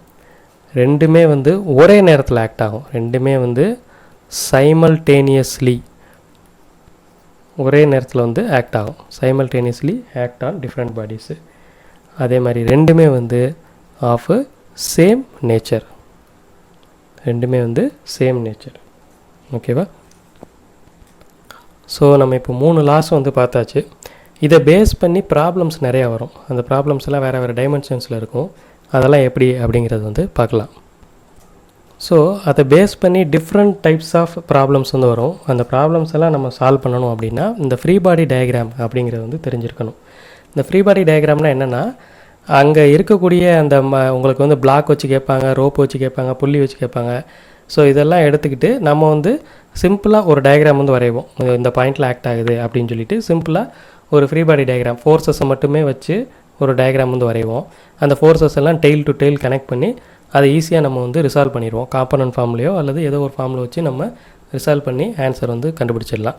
ஸோ இதில் என்னென்ன பாயிண்ட்ஸ் எல்லாம் மைண்டில் இருக்கணும் அப்படின்னு பார்த்தீங்கன்னா எல்லா ஆப்ஜெக்ட்ஸும் அஸ்யூம் முக்கியமான points assume all objects to point particles எல்லாமே வந்து ஒரு பாயிண்ட் பார்ட்டிக்கலாக வந்து கன்சிடர் பண்ணிக்கணும். பாயிண்ட் பார்ட்டிகல்ஸாக கன்சிடர் பண்ணிக்கோங்க. அதே மாதிரி இந்த வெயிட் ஃபோர்ஸ் இருக்குல்ல, இந்த எம்ஜி ஃபோர்ஸ் வெயிட்டு அது ஆல்வேஸ் ஆக்ட் வெர்டிக்கலி டவுன்வர்ட்ஸ். இந்த எம்ஜிங்கிற ஃபோர்ஸ் வந்து ஆல்வேஸ் ஆக்ட் வெர்டிக்கலி டவுன்வர்ட்ஸ், கீழே தான் ஆக்ட் ஆகும். சரிங்களா? அதே மாதிரி எல்லா சர்ஃபேஸஸையும் செக் பண்ணுங்கள். செக் ஆல் சர்ஃபேஸஸ், எல்லா சர்ஃபேஸஸையும் செக் பண்ணிவிட்டு கான்டாக்ட் ஃபோர்ஸஸை நோட் பண்ணி அதை வந்து வரைஞ்சிருங்க. Apply contact force on each physical contact. Apply contact force in each physical contact. எங்கெங்கெல்லாம் கான்டாக்ட் இருக்கோ அங்கெல்லாம் வந்து ஃபோர்ஸஸ் வந்து வரைஞ்சிருங்க. 4வது முக்கியமானது, கீப் ஆல் ஃபோர்ஸஸ், எல்லா ஃபோர்ஸஸையும் டெய்ல் டு டெய்ல் கனெக்ட் பண்ணுறீங்க. டெய்ல் டு டெய்ல் கனெக்ட் பண்ணிட்டீங்கன்னா ஈஸியாக வந்து ப்ராப்ளம் வந்து சால்வ் பண்ணிடலாம். ஸோ ஃப்ரீ பாடி டயக்ராம் வரையணும்னா ஃபஸ்ட்டு எல்லா பார்ட்டிகளையும் பாயிண்ட் பார்ட்டிகளாக கன்சிடர் பண்ணிக்கோங்க. முக்கியமாக எம்ஜி ஃபோர்ஸை வெர்டிகலி டவுன்வர்ட் ஃபஸ்ட்டு வரைஞ்சிருங்க. எங்கெங்கெல்லாம் கான்டாக்ட் இருக்கோ அங்கங்கெல்லாம் அந்த கான்டாக்ட் சர்ஃபேஸ்க்கான ஃபோர்ஸஸ் வந்து வரைஞ்சிருங்க. அப்புறம் எல்லா ஃபோர்ஸஸையும் எடுத்து டெய்ல் டு டெய்ல் கனெக்ட் பண்ணுங்கள், சால்வ் பண்ணிடலாம். இப்போது இந்த கொஸ்டினுக்கு வந்து ஃப்ரீ பாடி டயக்ராம் வந்து வரைங்க அப்படின்னு வந்து சொல்கிறேன். இப்போ ஃப்ரீ பாடி டயக்ராம் வரைகிறேன்னா என்னென்ன ஃபோர்ஸஸ்லாம் இருக்குதுன்னு பாருங்கள். ஃபஸ்ட்டு எடுத்தோடனே எம்ஜி ஃபோர்ஸு, இந்த ஒரு பாயிண்ட்டை கன்சிடர் பண்ணிவிட்டு கீழ் நோக்கி எம்ஜி ஃபோர்ஸ் ஆக்ட் ஆகும் அப்படின்னு வந்து சொல்லியாச்சு. எம்ஜி ஃபோர்ஸ் ஆக்ட் ஆகும்னா கண்டிப்பாக மேலே நார்மல் ஃபோர்ஸ் ஆக்ட் ஆகும். ஸோ மேலே நார்மல் ஃபோர்ஸ், இது வந்து ஸ்ட்ரைட்டாக வரைஞ்சிக்கோங்க வெர்டிக்கலாக. அதே மாதிரி ரைட் சைடில் ஒரு ஃபோர்ஸ் ஆக்ட் ஆகுது, அது வந்து 10 நியூட்டன். ஓகேவா? வேறு ஏதாவது ஃபோர்ஸ் ஆக்ட் ஆகுதா அப்படின்னு பார்த்தீங்கன்னா இல்லை. So only these 3 forces are acting. இதுதான் வந்து free body diagram for this diagram. Suppose இது நான் ஸ்மூத்துன்னு கொடுத்துருக்கிறேன், ஸ்மூத்துன்னு கொடுக்காம இதுக்கு வந்து ஒரு கோஎஃபிஷியன்ட் கொடுத்துன்னே வச்சுக்கோங்க. அதாவது ஃப்ரிக்ஷனல் சர்ஃபேஸாக இருந்துச்சு அப்படின்னு சொன்னீங்கன்னா நீங்கள் வந்து அந்த ஃப்ரிக்ஷனல் ஃபோர்ஸையும் கால்குலேட் பண்ணி அதை இந்த சைடு வரைஞ்சிக்கணும். ஏன்னா ஃபோர்ஸ் வந்து நீங்கள் இந்த டேரெக்ஷனில் கொடுக்குறீங்க, உங்களுடைய ஃப்ரிக்ஷன் வந்து இந்த டேரெக்ஷனில் இருக்கும். அதாவது 10 நியூட்டன் நீங்கள் ரைட் சைடில் இழுத்தீங்கன்னா இந்த சைடு வந்து ஒரு ஃப்ரிக்ஷனல் ஃபோர்ஸ் வந்து இருக்கும் இந்த சைடு. ஸோ நீங்கள் வந்து இப்படி வந்து ஒரு ஃபோர்ஸ் வந்து இங்கே வந்து வரைஞ்சிக்கணும். ஃப்ரிக்ஷனல் ஃபோர்ஸ் வந்து நீங்கள் வந்து கால்குலேட் பண்ணி இந்த சைடு வந்து போட்டுக்கிடணும். நான் இங்கே ஸ்மூத்தும் கொடுத்ததுனால இது தேவை கிடையாது. ஸ்மூத்துன்னு கொடுக்கலைன்னா நீங்கள் வந்து அதை வந்து வரைஞ்சிக்கிடணும். இப்போது இந்த டயக்ராமுக்கு வந்து ஃப்ரீ பாடி டயக்ராம் வந்து வரைங்க அப்படின்னு சொன்னோம்னா இதுக்கு ஃப்ரீ பாடி டயக்ராம் என்ன அப்படின்னு பார்த்தோன்னா, எடுத்தோன்னே நம்ம என்ன பண்ணணும், எம்ஜி ஃபோர்ஸ் வந்து வரைஞ்சிடணும். அது வந்து வெர்டிக்கலாக டவுன்வர்ட்ஸில் இருக்கிறதுனால எம்ஜி ஃபோர்ஸ் இந்த சைடு வரைந்தாச்சு. ஓகேவா? இந்த எம்ஜி ஃபோர்ஸுக்கு அப்படியே ஆப்போசிட்டில் மேலே நார்மல் ஃபோர்ஸ், மேலே நார்மல் ஃபோர்ஸ். அதே மாதிரி இதுதான் வந்து நம்மளுக்கு எக்ஸ் ஆக்சிஸ், இந்த இதுதான் நம்மளுக்கு எக்ஸ் ஆக்சிஸ்.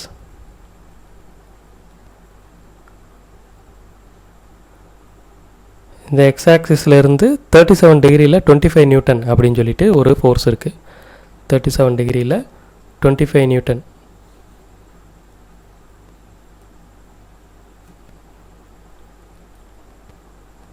அப்படின்னு சொல்லி ஒரு ஃபோர்ஸ் இருக்குது. இந்த 25 நியூட்டன் வந்து 37 டிகிரியில் இருக்குதுன்னு சொல்லியாச்சு.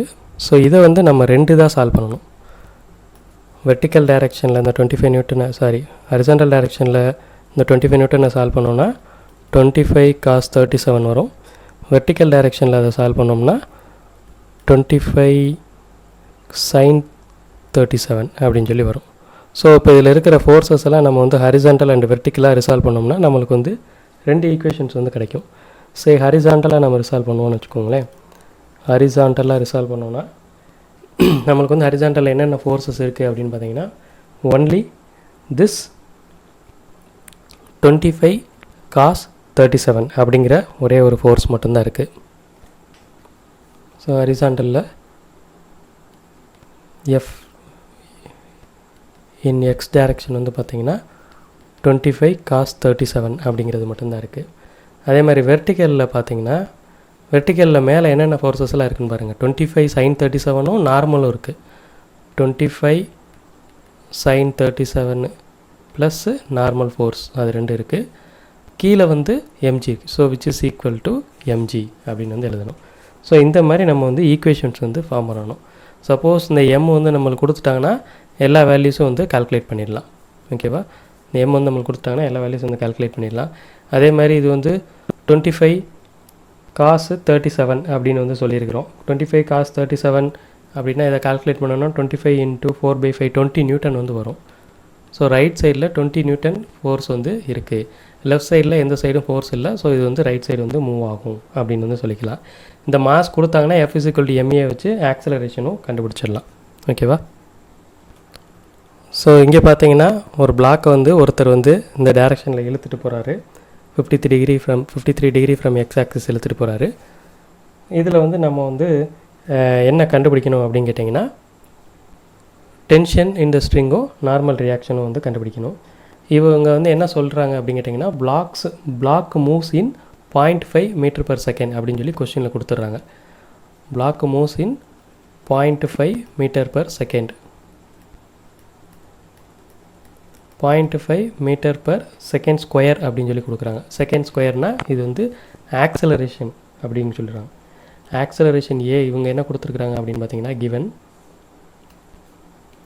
a is equal to 0.5 meter per second square அப்படின்னு சொல்லி கொடுத்துட்டாங்க. சரி, இப்போ நம்ம வந்து ஃப்ரீ பாடி டயக்ராம் வந்து வரைய போகிறோம். இது ஸ்மூத் சர்ஃபேஸுங்கிறதுனால கண்டிப்பாக ஃப்ரிக்ஷனல் ஃபோர்ஸ் இருக்க போகிறதில்ல. ஃப்ரீ பாடி டயக்ராமில் ஃபஸ்ட்டு எடுத்தோடனே நான் வந்து எம்ஜி ஃபோர்ஸ் வந்து வரைஞ்சிருவேன். கீழ் நோக்கி எம்ஜி ஃபோர்ஸு, மேல்நோக்கி நார்மல் ஃபோர்ஸு, இதுக்கு மேல் நோக்கி நார்மல் ஃபோர்ஸு. அதே மாதிரி இந்த ஃபோர்ஸு, இங்கே ஒரு ஃபோர்ஸ் இருக்குது. இந்த ஃபோர்ஸ் வந்து 53 டிகிரி ஃப்ரம் எக்ஸ் ஆக்சிஸு. சரி, இதை வந்து அவங்க டென்ஷன் சொன்னதுனால நான் இந்த ஃபோர்ஸ் வந்து டென்ஷன் அப்படின்னு சொல்லி வச்சுக்கிறேன். இங்கே இருக்கக்கூடிய ஃபோர்ஸ் வந்து டென்ஷன் ஃபோர்ஸ் அப்படின்னு சொல்லி வச்சுக்கிறேன். இது வந்து எக்ஸ் ஆக்சிஸ்லேருந்து 25 டிகிரி 53 டிகிரி சொல்லியிருக்கிறாங்க. எக்ஸ் ஆக்சிஸ்லேருந்து 53 டிகிரியில் இருக்குது அப்படின்னு சொல்கிறாங்க. சரி, இப்போ 53 டிகிரியில் இருக்குன்னா நான் 2 காம்பனண்ட்டாக ரிசால்வ் பண்ணுவேன். ஒன்று வந்து இந்த சைடு, அதாவது டி காசு 53, இன்னொன்று வந்து இந்த சைடு டி சைனு 53. ஸோ இப்போ இது ஈக்குவேஷனாக எழுதணும் அப்படின்னு பார்த்தீங்கன்னா கீழே வந்து எம்ஜி இருக்குது. ஈக்குவேஷனை எழுதணும் பார்த்தீங்கன்னா n plus T sine 53 is equal to mg அப்படின்னு சொல்லி எழுதுவீங்க ஒன்று. ஸோ டி சைன் 53 அப்படின்னா அங்கே 37 வந்ததுக்கு மேலே அங்கே அப்படியே மாறி வரும். சைன் 53னா இது 4/5 அப்படின்னு சொல்லி வந்துடும். So n plus 4t/5 equal to m வந்து இங்கே எவ்வளோ கொடுத்துருக்காங்க 12g அப்படின்னு சொல்லி எழுதிக்கலாம். சரியா? ஸோ இதிலேருந்து நம்ம t வந்து கண்டுபிடிக்கலாம். இந்த ஒரு ஈக்குவேஷனில் t வந்து கண்டுபிடிக்க முடியாது. இது வந்து y டைரக்ஷன். சரியா? அதே மாதிரி எக்ஸ் டைரக்ஷனில் பார்த்தீங்கன்னா ஒன்லி இந்த ஃபோர்ஸ் மட்டும்தான் இருக்குது. ஸோ இந்த force equal to mass into acceleration அப்படின்ட்டு நீங்கள் வந்து ஈக்குவேட் பண்ணிடணும். ரைட் சைடில் ஒரே ஒரு ஃபோர்ஸ் மட்டும்தான் இருக்குது. நம்மளுக்கு என்ன தெரியும், F is equal to MA அப்படிங்கிறதும் தெரியும். இந்த சைடு பார்த்தீங்கன்னா ரைட் சைடில் ஒரே ஒரு ஃபோர்ஸ் மட்டும் இருக்குது. அதாவது என்ன force, T cos 53 is equal to MA அப்படின்னு வந்து சொல்லணும். இங்கே டி காஸ் 53 அப்படின்னா டி வந்து இந்த 53ங்கிறது வந்து 3/5. ஸோ இது வந்து 3t/5 is equal to mass வந்து இங்கே 12 kg இன்ட்டு ஆக்சலரேஷன் வந்து 1/2.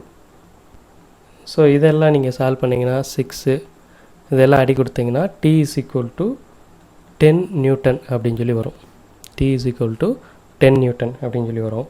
இந்த 10 நியூட்டனை கொண்டு போய் இங்கே போய் சப்ஸ்டியூட் பண்ணிடுங்க. இங்கே போய் சப்ஸ்டியூட் பண்ணிங்கன்னா என்ன வரும், 40/5 வந்து வரும். இதுலேருந்து நார்மல் கண்டுபிடிச்சிடலாம். So n plus 40/5 is equal to இந்த சைடு 12g சொன்னோமா, g வந்து 10ன்னு எடுத்துக்குவோம், 120. So n is equal to 120 minus 40/5 வந்து 8 வரும். n is equal to 112 Newton அப்படின்னு வந்து சொல்லணும். ஸோ நார்மல் ஃபோர்ஸ் வந்து 112 நியூட்டன். அதே மாதிரி டென்ஷன் ஃபோர்ஸ் வந்து எவ்வளவு, டென்ஷன் ஃபோர்ஸ் வந்து 10 நியூட்டன். சரியா? ஸோ இங்கே பார்த்தீங்கன்னா வெர்டிக்கலாக ரிசால்வ் பண்ணும்போது நம்மளுக்கு இந்த மாதிரி ஈக்குவேஷன் கிடைக்கிது. ஹரிசாண்டலாக ரிசால்வ் பண்ணும்போது ஒரே ஒரு சைடு மட்டும்தான் ஃபோர்ஸ் கிடைக்கிது. ஸோ டி காஸ் 53 அப்படிங்கிற ஃபோர்ஸ் மட்டும்தான் கிடைக்கிது. அந்த force is equal to mass into acceleration அப்படின்னு வந்து போட்டுட்டோம். சரியா? சப்போஸ் இந்த ஃப்ரிக்ஷனல் ஃபோர்ஸ் இந்த சைடு இருந்துச்சுன்னா நம்ம எப்படி எழுதணும் அப்படின்னு பார்த்தோம்னா, இந்த ரைட் சைடு இருக்கக்கூடிய ஃபோர்ஸ், எந்த ஃபோர்ஸ் வந்து அதிகமாக இருக்கோ டாமினேட்டிங் ஃபோர்ஸோ அதை முதல்ல போட்டுக்கணும்.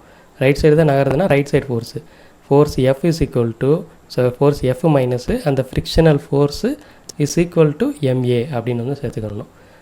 சரியா? நெட்டு ஃபோர்ஸ் வந்து எடுத்துக்கிடணும். நெட்டு ஃபோர்ஸு ரைட் சைடில் தான் போகும். அந்த ரைட் சைடில் போகக்கூடிய நெட்டு ஃபோர்ஸ் வந்து என்னென்னு பார்த்தீங்கன்னா ஃபோர்ஸு மைனஸு ஃப்ரிக்ஷனல் ஃபோர்ஸு அப்படின்னு சொல்லி எடுத்துக்கிட்டு தான் சால்வ் பண்ணணும். இங்கே அந்த ஃப்ரிக்ஷன் இல்லைங்கிறதுனால நம்ம F is equal to MA டேரெக்டாக வந்து யூஸ் பண்ணிக்கிட்டோம். ஸோ இங்கே வந்து அது தேவையில்லை. ஓகேவா? இப்போது இந்த டைப் ஆஃப் ப்ராப்ளம் வந்து பாருங்கள், இது வந்து கனெக்டட் பாடிஸ் ப்ராப்ளம் அப்படின்னு வந்து சொல்லுவாங்க. 2 பிளாக் இருக்குது, ஒன்று 2 kg இன்னொன்று 1 kg. அது வந்து ஒரு ஸ்மூத்து ஹரிசாண்டல் பிளேனில் வந்து வச்சுருக்கிறாங்க. ஒரு ஃபோர்ஸ் 15 நியூட்டன் வந்து 2 kg பிளாக்கில் வந்து கொடுக்குறாங்க. இவங்க என்ன கேட்குறாங்க, find the normal reaction between them. Normal ரியாக்ஷன்னா இதுக்கு இடையில் கான்டாக்ட் இருக்கிறதுனால இந்த இடத்துல ஒரு நார்மல் ரியாக்ஷன் வந்து இருக்கும். இது தான் வந்து அவங்க கேட்குறாங்க. ஸோ இந்த மாதிரி ப்ராப்ளம் வந்துச்சுன்னா ஃபஸ்ட்டு நீங்கள் என்ன பண்ணணும் அப்படின்னா, காமன் ஆக்சலரேஷன் வந்து கண்டுபிடிக்கணும். காமன் ஆக்சலரேஷன் கண்டுபிடிக்கிறதுக்கு இது எல்லாமே ஒரு சிஸ்டமாக வந்து நீங்கள் கன்சிடர் பண்ணிக்கணும், ஒரே சிஸ்டமாக கன்சிடர் பண்ணிக்கிறணும். அதுக்கப்புறம் நம்ம ஃபார்முலா அப்ளை பண்ண வேண்டியதான். Formula acceleration is equal to F net by M total அப்படின்னு சொல்லுவோம். அதை F is equal to MA ஃபார்முலாவிலேருந்து எழுதுனது. இதில் எஃப் நெட் அப்படின்னு பார்த்தோம்னா நெட்டு ஃபோர்ஸ் இங்கே எவ்வளோ ஆக்ட் ஆகுது அப்படின்னு சொல்லி பார்த்தீங்கன்னா, இது வந்து ரைட் சைடில் நகருது அப்படிங்கிறதுனால, ஹரிசாண்டலில் தான் நகருது அப்படிங்கிறதுனால அங்கே தான் நீங்கள் வந்து நெட் ஃபோர்ஸ் வந்து பார்க்கணும். வெர்டிக்கல் ஃபோர்ஸ் வந்து நீங்கள் பார்க்க தேவையில்லை. சரியா? ஏன்னா ரைட் சைடு ஹரிசாண்டல் ஃபோர்ஸ் தான் அன்பேலன்ஸ்டாக இருக்குது. ஸோ இதில் தான் நெட் ஃபோர்ஸ் வந்து இருக்கும். ஸோ இங்கே பார்த்தீங்கன்னா 15 நியூட்டன் அப்படின்னு சொல்லியிருக்கா. So 15 Newton divided by total mass என்னென்னு பார்த்தீங்கன்னா 2 + 1 3 kg. 2 + 1 3 kg. So 15 divided by 3ங்கிறது வந்து 5 m/s² அப்படின்னு சொல்லி வரும். ஸோ இங்கே காமன் ஆக்சலரேஷனுங்கிறது வந்து a is equal to 5 m/s² அப்படின்னு வந்தாச்சு. இதுக்கடுத்து நீங்கள் என்ன பண்ணணும்னா, நார்மல் ரியாக்ஷன் கண்டுபிடிக்கிறதுக்கு இண்டிவிஜுவல் ஃப்ரீ பாடி டயக்ராம் வரைஞ்சால் போதும். இண்டிவிஜுவல் ஃப்ரீ பாடி டயக்ராம்னா எய்தர் இந்த 2 kg பிளாக்குக்கு ஒரு ஃப்ரீ பாடி டயக்ராம் வரைங்க, அப்படி இல்லாட்டி 1 kg பிளாக்குக்கு வந்து ஃப்ரீ பாடி டயக்ராம் வரைங்க. ரெண்டில் எது வரைஞ்சாலும் உங்களுக்கு வந்து ஆன்சர் கிடச்சிரும். இப்போ வந்து ஃபஸ்ட்டு 2 kgக்கு நான் வரைஞ்சி காமிக்கிறேன். இது 2 kg. இந்த 2 kgக்கு என்னென்ன ஃபோர்ஸ் எல்லாம் ஆக்ட் ஆகுது அப்படின்னு பார்த்தீங்கன்னா 15 நியூட்டன் ரைட் சைட்லேருந்து ஆக்ட் ஆகுது. இந்த சைட்லேருந்து 1 kg பிளாக்லேருந்து ஒரு நார்மல் ஃபோர்ஸ் வந்து ஆக்ட் ஆகும். இதை தான் நம்ம கண்டுபிடிக்க போகிறோம். இது தவிர்த்து வேறு என்னென்ன ஃபோர்ஸஸ் வந்து இருக்குது அப்படின்னு பார்த்தீங்கன்னா, மேலே வந்து இதனுடைய நார்மல் ஃபோர்ஸ் வந்து இருக்கும். இது வந்து கிரவுண்டுனால் வர்றதுனால NG2 அப்படின்னு வச்சுக்கிடுவோம். கீழே வந்து இதனுடைய வெயிட் ஃபோர்ஸ் வந்து இருக்கும் 2G mgங்கிறது வந்து இருக்கும். இதில் இந்த நார்மல் ஃபோர்ஸும் இந்த வெயிட் ஃபோர்ஸும் வந்து பேலன்ஸ்டாக இருக்கும். அதனால் இது ரெண்டும் நம்ம பார்க்க தேவையில்லை. இதில் ஏதோ ஒன்று அன்பேலன்ஸ்டாக இருந்துச்சு அப்படின்னா, இப்போ மேலே குறவாக இருந்துச்சுன்னா இந்த பிளாக்கு மேல் நோக்கி நகர ஆரம்பிச்சிடும், கீழே குறவாக இருந்துச்சுன்னா கீழ் நோக்கி நகர ஆரம்பிக்கும். ஸோ இதை நம்ம கண்டுக்கிறவே தேவையில்லை. இந்த 15 நியூட்டன் வந்து இந்த எண்ணு மட்டும் கண்டுபிடிச்சா போதும். ஓகேவா? அப்போது இங்கே எகெயின் திரும்ப நம்ம வந்து ஃபார்முலா வந்து அப்ளை பண்ணணும். ஃபார்முலா வந்து என்னது? அன்பேலன்ஸ்டு ஃபோர்ஸ் இங்கே என்ன இருக்குது அப்படின்னு பார்த்தீங்கன்னா 15 - n அப்படின்னு சொல்லணும். ஏன்னா ஏன் 15 வந்து முதல்ல போடுறோம் அப்படின்னு கேட்டிங்கன்னா, இதுதான் டாமினேட்டிங் ஃபோர்ஸ். இந்த சைடு எந்த ஃபோர்ஸும் இல்லை, அதனால் 15 எடுத்து நம்ம முதல்ல போட்டுக்கிறோம். 15 - n அதான் net force is equal to mass into acceleration. இங்கே மாஸ் வந்து ஒன்லி 2 kg மட்டும்தான். 2 இன்ட்டு காமன் ஆக்சலரேஷன் வந்து 5ன்னு சொல்லி நம்ம கண்டுபிடிச்சிருக்கிறோம். ஸோ இதெல்லாம் கேன்சல் பண்ணிங்கன்னா n அந்த சைடு 15 - 10 5 நியூட்டன் அப்படிங்கிறது வந்து வரும். ஸோ நார்மல் ரியாக்ஷன் வந்து 5 நியூட்டன். இப்போது இந்த ஃப்ரீ பாடி டயக்ராம் வச்சு கண்டுபிடிச்சிட்டோம் 2 kgக்கு. நம்ம இந்த 1 kgக்கு வச்சும் கண்டுபிடிக்கலாம். 1 kgக்கு வச்சு கண்டுபிடிச்சோன்னா எப்படி இருக்கும்? 1 kg. இதுலேயும் அதே மாதிரி நம்ம வெர்டிக்கல் ஃபோர்ஸ் வந்து கண்டுக்கிற தேவையில்லை. அப்போ இங்கே என்ன ஹரிசாண்டல் ஃபோர்ஸ் இருக்குது அப்படின்னு பார்த்தீங்கன்னா, ஒரே ஒரு n ஃபோர்ஸ் மட்டும்தான் இருக்குது. இந்த சைடு எந்த ஃபோர்ஸும் இல்லை. ஸோ இப்போ இங்கே என்ன எழுதலாம்? F is equal to ma formula டேரெக்டாக எழுதுங்க. n is equal to ma. n is equal to mங்கிறது வந்து இங்கே 1, ஆக்சலரேஷன் வந்து இங்கே வந்து 5ன்னு கொடுத்துருக்குறாங்க. So n is equal to 5 Newton. இதில் நீங்கள் இந்த ரெண்டாவது பிளாக் எடுத்திங்கன்னா உங்களுக்கு ஆன்சர் வந்து ஈஸியாக வந்துடும். ஏன்னு கேட்டிங்கன்னா, இதில் வந்து ஒரே ஒரு ஃபோர்ஸ் மட்டும் தான் ஆக்ட் ஆகுது. ஸோ குறைவாக எங்கே ஃபோர்ஸ் ஆக்ட் ஆகுதோ அதை வச்சுக்கிட்டு நீங்கள் வந்து கால்குலேட் பண்ண ஆரம்பிக்கலாம். ஓகேவா? ஸோ இப்படி தான் வந்து சிம்பிளாக கால்குலேட் பண்ணணும். என்ன ப்ரொசீஜர்னு கேட்டிங்கன்னா, ஒரு காமன் ஆக்சலரேஷன் வந்து ஃபஸ்ட்டு கண்டுபிடிக்கணும். அதுக்கப்புறம் இண்டிவிஜுவலாக எது ஒன்றுக்கு ஃப்ரீ பாடி டயக்ராம் வரைஞ்சி கண்டுபிடிக்கணும். எங்கே வந்து கம்மியான ஃபோர்ஸ் இருக்கோ அந்த ஃப்ரீ பாடி டயக்ராம் எடுத்து வரைஞ்சி கண்டுபிடிச்சிங்கன்னா உங்களுக்கு வந்து ஆன்சர் வந்து வந்துடும். ஸோ இதுவும் அதே மாதிரி ப்ராப்ளம் தான். ஒரு 2 kg ஒரு 1 kg ரெண்டையும் வந்து ஒரு ஸ்ட்ரிங்கில் வந்து கனெக்ட் பண்ணியிருக்கிறாங்க. ரைட் சைடில் இந்த ஸ்ட்ரிங்கை வந்து 30 நியூட்டன் கொடுத்து இழுத்துக்கிட்டு இருக்கிறாங்க. இது ஸ்மூத் சர்ஃபேஸில் தான் இழுக்கிறாங்க. ஸோ ஃப்ரிக்ஷன் வந்து கிடையாது. என்ன சொல்லியிருக்கிறாங்கன்னா, ஸ்ட்ரிங் இஸ் ஐடியல் அப்படின்னு சொல்லிட்டாங்க. ஸ்ட்ரிங் இஸ் ஐடியல்னால் த்ரூ அவுட் த ஸ்ட்ரிங்கு ஒரே ஃபோர்ஸ் வந்து ஆக்ட் ஆகும். அதாவது இங்கே 30 நியூட்டன்னா இதில் ஒவ்வொரு பாயிண்ட்லேயும் 30 நியூட்டன் ஆக்ட் ஆகும். அதுக்கப்புறம் 1 kg, அதுக்கப்புறம் இங்கே வந்து மாறும். இங்கே வந்து தொடர்ந்து எல்லா பாயிண்ட்லேயும் ஒரே டென்ஷன் தான் வந்து இருக்கும். ஓகேவா? சரி, இவங்க என்ன கேட்குறாங்க அப்படின்னு கேட்டிங்கன்னா, டென்ஷன் இந்த ஸ்ட்ரிங் அப்படின்னு கேட்குறாங்க. கண்டிப்பாக இந்த டென்ஷன் வந்து 30 நியூட்டன் தான் இருக்கும். ஸோ இது கிடையாது, இந்த டென்ஷன் தான் அவங்க கேட்குறாங்க. நம்ம மார்க் பண்ணிக்கிடுவோம். எந்த டென்ஷன்னா இங்கேயும் இருக்கக்கூடிய டென்ஷன் இதுதான் வந்து கேட்குறாங்க. ஓகேவா? ஸோ இதுக்கும் நம்ம என்ன பண்ணணும்னா, ஃபஸ்ட்டு வந்து ஒரு காமன் ஆக்சலரேஷன் வந்து கண்டுபிடிக்கணும். இதை வந்து ஒரு சிஸ்டமாக கன்சிடர் பண்ணிக்கிட்டு ஒரு common acceleration A is equal to F net by M total அப்படின்னு சொல்லுவோம். F net வந்து இங்கே 30 நியூட்டனு, M total வந்து 2 + 1 3 kg. ஸோ எனக்கு வந்து 10 m/s² ஆக்சலரேஷன் வந்து கிடைக்குது. 10 m/s² ஆக்சலரேஷன். ஓகேவா? இப்போ அடுத்து வந்து நான் என்ன கண்டுபிடிக்கணும்? டென்ஷன் கண்டுபிடிக்கணும். டென்ஷன் கண்டுபிடிக்கிறதுக்கு எய்தர் இந்த 2 kg பிளாக் எடுத்து ஃப்ரீ பாடி டயக்ராம் வரையலாம், அப்படி இல்லாட்டி இந்த 1 kg பிளாக் எடுத்து ஃப்ரீ பாடி டயக்ராம் வரையலாம். நான் இங்கே வந்து இந்த 2 kg பிளாக் வந்து எடுக்கிறேன். ஏன்னு கேட்டிங்கன்னா இதில் வந்து இந்த ஒரே ஒரு ஃபோர்ஸை மட்டும் தான் கணக்கில் எடுக்கணும். இங்கே எடுத்தோன்னு வச்சுக்கோங்களேன், இந்த 30 மைனஸ் இந்த t அப்படின்னு சொல்லி போடணும். ஸோ அதனால் நான் இந்த 2 kg பிளாக் வந்து எடுக்கிறேன். 2 kg பிளாக்கில் வந்து ஒரே ஒரு ஃபோர்ஸு ரைட் சைடில் மட்டும்தான் ஆக்ட் ஆகுது. அதான் வந்து டென்ஷன் ஃபோர்ஸு. இப்போது T is equal to MA, force is F is equal to MA formula மாதிரி T is equal to MA, mass வந்து 2 kg, ஆக்சலரேஷன் வந்து 10 m/s². ஸோ என்னுடைய டென்ஷன் வந்து 20 நியூட்டன். நீங்கள் இதே இதை வந்து இதுக்கு எடுத்து கால்குலேட் பண்ணாலும் அதே தான் வரும். அதாவது 30 minus T is equal to 1 × A அப்படின்னு போட்டிங்கன்னா இதுக்கும் அதே ஆன்சர் தான் வரும். இங்கே T இந்த சைடு கொண்டு போயிருங்க, கொண்டு போனீங்கன்னா 30 மைனஸு இந்த 10 இஸ் ஈக்குவல் டு 20 அப்படி தான் வரும். ஸோ இந்த 30 மைனஸ்ன்னு இவ்வளோ பெரிய கால்குலேஷன் போகாமல் சிம்பிளாக இதில் முடிக்கிறதுக்காண்டி இந்த 2 kg வந்து நான் எடுத்துக்கிட்டேன். அதே மாதிரி இங்கே அதே லாஸ்ட்டு ப்ராப்ளத்தில் சொன்ன மாதிரி தான் இந்த வெர்டிக்கல் ஃபோர்ஸை நீங்கள் கணக்கில் எடுக்க வேண்டியதில்லை. ஏன்னா ரெண்டும் பேலன்ஸ்டாக இருக்குது. பேலன்ஸ்டாக இல்லைன்னா இது மேலேயோ கீழேயோ வந்து நகர ஆரம்பிச்சிடும். இதுவும் அதே டைப் ப்ராப்ளம் தான். என்ன 3 பிளாக் வந்து கொடுத்துருக்குறாங்க. என்ன கேட்டிருக்கிறாங்கன்னா find T1 and T2 string is ideal அப்படின்னு வந்து சொல்லிட்டாங்க. ஸோ T1 அண்ட் T2 கண்டுபிடிக்கணும்னா ஃபஸ்ட்டு நான் என்ன பண்ணுவேன், காமன் ஆக்சலரேஷன் வந்து கண்டுபிடிப்பேன். இந்த சிஸ்டத்துக்கு ஒரு காமன் ஆக்சலரேஷன், அதாவது A is equal to F net by M total அப்படின்னு சொல்லி கண்டுபிடிப்பேன். இங்கே F நெட்டுங்கிறது வந்து என்ன வருது, டோட்டல் ஃபோர்ஸ் வந்து 30 அப்படின்னு கொடுத்துருக்குறாங்க. 30 டிவைடட் பை டோட்டல் மாஸ் வந்து 3 + 2 + 1. So 3 + 2 + 1 which is equal to 30/6. 30/6 is equal to 5 m/s²ங்கிறது வந்து என்னுடைய காமன் ஆக்சலரேஷன். இப்போ பார்த்தீங்கன்னா நான் டென்ஷன் T1 கண்டுபிடிக்கணும், அதே மாதிரி T2 கண்டுபிடிக்கணும். இப்போது இந்த டயக்ராமை பார்த்தோன்னே எனக்கு தெரியுது T2 கண்டுபிடிக்கிறது ரொம்ப ஈஸி. ஏன்னா ஒரே ஒரு ஃபோர்ஸ் மட்டும்தான் ஆக்ட் ஆகுது. ஸோ 3 kgக்கு நான் ஒரு ஃப்ரீ பாடி டயக்ராம் வரைஞ்சேன்னா, 3 kgக்கு ஒரு ஃப்ரீ பாடி டயக்ராம் வரைஞ்சேன்னா ஒரே ஒரு ஃபோர்ஸ் மட்டும்தான் இருக்க போகுது. அதான் வந்து என்னென்னு கேட்டிங்கன்னா T2. ஸோ இங்கே T2 is equal to MA அப்படிங்கிற ஃபார்முலா போட்டேன்னா T2 is equal to 3 × A வந்து 5. ஸோ 15 நியூட்டன் அப்படிங்கிறது கிடச்சிருச்சு T2. ஓகே, இப்போ இதை வச்சு இந்த பிளாக்குக்கு ஃப்ரீ பாடி டயக்ராம் வந்து வரையலாம். அதாவது 2 kg பிளாக்குக்கு T1 கண்டுபிடிக்கணும்னா எய்தர் 2 kg பிளாக் எடுத்து ஃப்ரீ பாடி டயக்ராம் வரைஞ்சி கண்டுபிடிக்கலாம், அப்படி இல்லாட்டி 1 kg பிளாக் எடுத்து ஃப்ரீ பாடி டயக்ராம் வரைஞ்சி கண்டுபிடிக்கலாம். இப்போது நான் வந்து இந்த T2 கண்டுபிடிச்சதுனால நான் வந்து இப்போ 2 kg பிளாக் வச்சு கண்டுபிடிக்கிறேன். ஸோ 2 kg பிளாக் வச்சு கண்டுபிடிச்சோம் அப்படின்னா என்ன வரும்,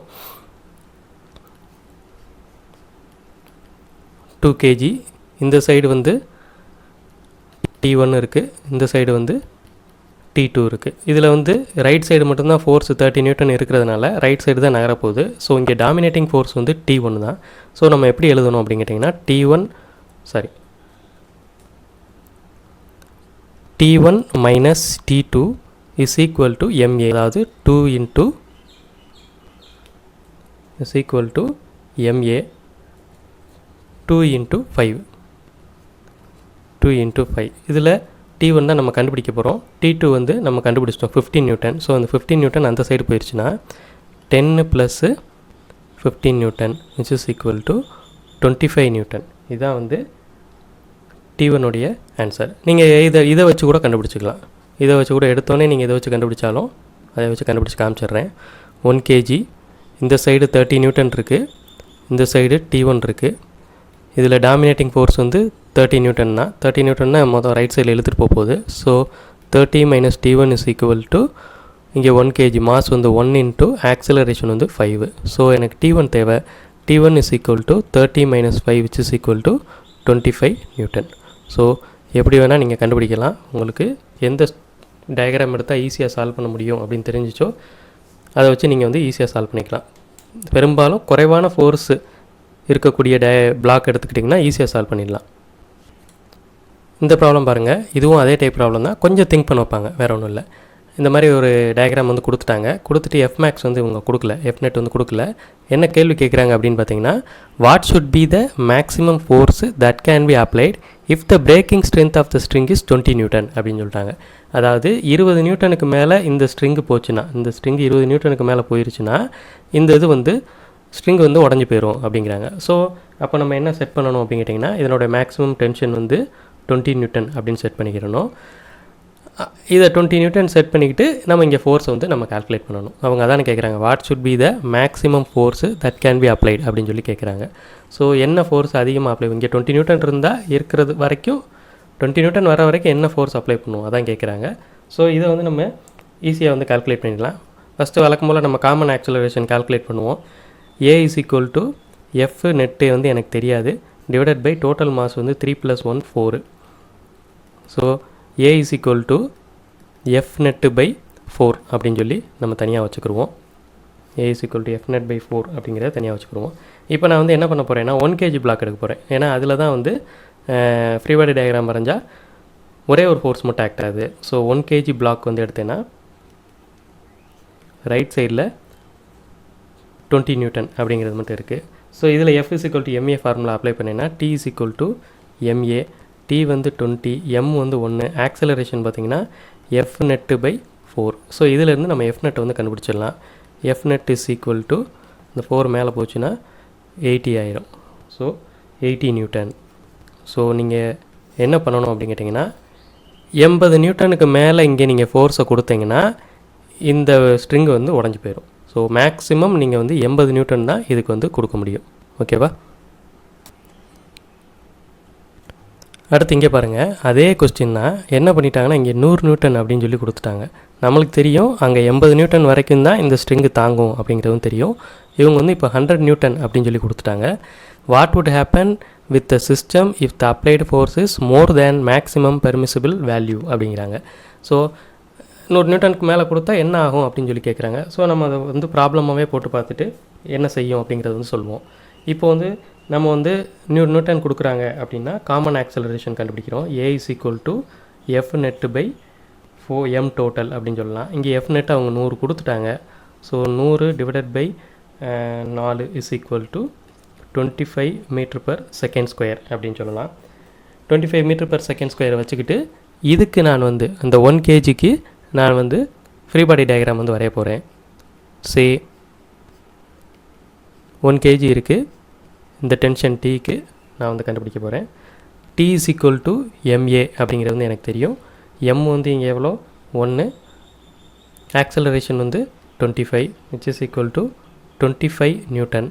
நம்ம ஏற்கனவே பார்த்துட்டோம் maximum 25 Newton is greater than 20 Newton. So string breaks, இந்த கதை நம்மளுக்கு தெரியும். ஸோ ஸ்ட்ரிங்கு பிரேக்ஸ் அப்படின்ட்டு நம்மளுக்கு தெரியும். இப்போ இதுக்கு அடுத்து என்ன ஆகும் அப்படின்னு சொல்லி கேட்குறாங்க. அப்போ இந்த ஸ்ட்ரிங் வந்து விட்டு போயிடுது, உடஞ்சிருது. இந்த ஸ்ட்ரிங்கு உடஞ்சிருச்சு அப்படின்னா இப்போ இதுக்கு ஃப்ரீ பாடி டயக்ராம் வரைங்க. 3 kgக்கு ஃப்ரீ பாடி டயக்ராம் வரைஞ்சிங்கன்னா இந்த சைடு 100 நியூட்டன் ஓகே, இந்த சைடு ஸ்ட்ரிங்கு உடஞ்சதுனால டென்ஷன் வந்து இந்த சைடு 0 அப்படின்னு சொல்லி இருக்கும்.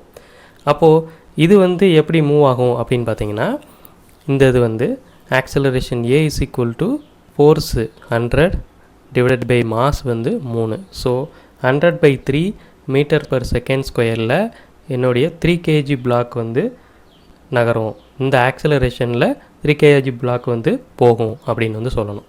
ஓகேவா? ஒரே கொஸ்டின்னா சும்மா ட்விஸ்ட் மட்டும் பண்ணியிருப்பாங்க. ஃபஸ்ட்டு என்ன சொன்னாங்க, ஒரு 1 kg 3 kg இந்த மாதிரி ஒரு டயக்ராம் கொடுத்துட்டு இதனுடைய மேக்ஸிமம் பெர்மிசிபிள் ஸ்ட்ரென்த் வந்து 20 நியூட்டன் தான் அப்படின்னு சொல்லிட்டாங்க. இப்படி இந்த மேக்ஸிமம் பெர்மிசிபிள் லிமிட் வந்து 20 நியூட்டன் தான்.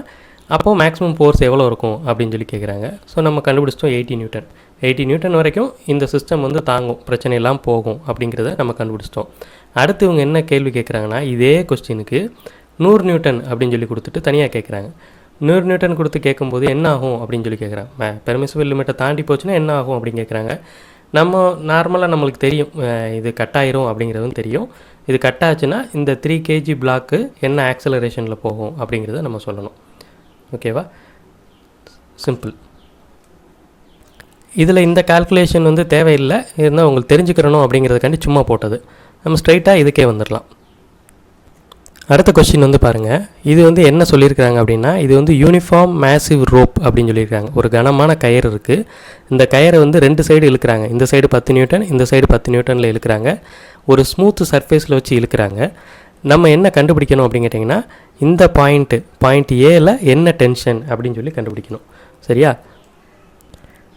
இதை எப்படி கண்டுபிடிக்கலாம் அப்படின்னு வந்து பார்த்தீங்கன்னா இங்கே நம்ம வந்து ஆக்சலரேஷன் வந்து கண்டுபிடிக்க போகிறோம். Acceleration is equal to net force பார்த்தீங்கன்னா அந்த சைடும் 10 இந்த சைடும் 10. So 10 - 10 divided by total mass m which is equal to 0 தான் வரப்போகுது.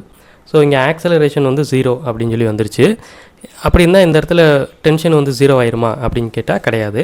நம்ம என்ன பண்ண போகிறோம் அப்படின்னு கேட்டிங்கன்னா இதை ஒரு தனி சிஸ்டமாக வந்து வரைய போகிறோம். இந்த அப் டு ஏ வரைக்கும் இருக்குல்ல, இதை ஒரு தனி சிஸ்டமாக எடுத்து வரைய போகிறோம். அப்படி வரைஞ்சிங்கன்னா உங்களுக்கு எப்படி கிடைக்கும், இந்த சைடு வந்து 10 நியூட்டன் அப்படிங்கிறது வந்து கிடைக்கும். இங்கேருந்து இந்த பாயிண்ட் ஏ இந்த பாயிண்ட் ஏங்கிறது வரைக்கும் ஒரு டயக்ராம் வந்து நம்மளுக்கு வந்து கிடைக்கும். இப்போ இந்த பாயிண்டில் தான் நம்ம வந்து டென்ஷன் வந்து கண்டுபிடிக்க போகிறோம். இந்த பாயிண்டில் டென்ஷன் வந்து கண்டுபிடிக்க போகிறோம். ஸோ இது வந்து ஆக்சலரேட்டே ஆகலை. இந்த இடத்துல ஆக்சலரேஷன் வந்து 0 அப்படிங்கிற பொழுது ரெண்டு சைடு வந்து பேலன்ஸ்டாக இருக்கிற மாதிரி அர்த்தம். இங்கே tension T is equal to 10 Newton அப்படின்னு வந்து சொல்லணும். ஓகேவா? நிறைய பேர் இது பார்த்தோன்னே இந்த சைடு 10 நியூட்டன் இருக்குது, இந்த சைடு 10 நியூட்டன் இருக்குது, ஸோ இங்கே டென்ஷனே இருக்காது, டென்ஷன் 0 அப்படின்னு வந்து சொல்லுவாங்க. இந்த சைடும் 10 நியூட்டன், இந்த சைடும் 10 நியூட்டன் அப்படின்னா நம்மளுடைய ஆக்சலரேஷன் தான் 0. இந்த பாயிண்டில் டென்ஷன் அப்படின்னு பார்த்தோம்னா தொடர்ந்து எல்லா பாயிண்ட்லேயும் இந்த 10 நியூட்டன் இருந்துக்கிட்டே தான் இருக்கும். ஸோ அதை வந்து இப்படி தான் வந்து கால்குலேட் பண்ணணும். இப்போது இந்த ப்ராப்ளம் வந்து பாருங்கள், இந்த சைடு 10 நியூட்டன், இந்த சைடு 40 நியூட்டன் வந்து கொடுத்துட்டாங்க. இந்த மாஸோடைய இந்த ரோப்போடைய மாஸ் வந்து 3 kg அப்படின்னு வந்து கொடுத்துட்டாங்க. யூனிஃபார்ம் மேசிவ் ரோப் அப்படின்னு வந்து சொல்லிட்டாங்க. அப்படின்னா இந்த 3 kg வந்து யூனிஃபார்மாக இதில் டிஸ்ட்ரிபியூட் ஆகிருக்கு அப்படிங்கிறாங்க. இப்போ இந்த பாயிண்ட் ஏல வந்து எவ்வளோ டென்ஷன் இருக்குது அப்படின்னு சொல்லி கேட்குறாங்க. இந்த கொஸ்டின் வந்து என்ன கேட்குறாங்க அப்படின்னா TA வந்து என்ன அப்படின்னு சொல்லி வந்து கேட்குறாங்க. ஓகேவா?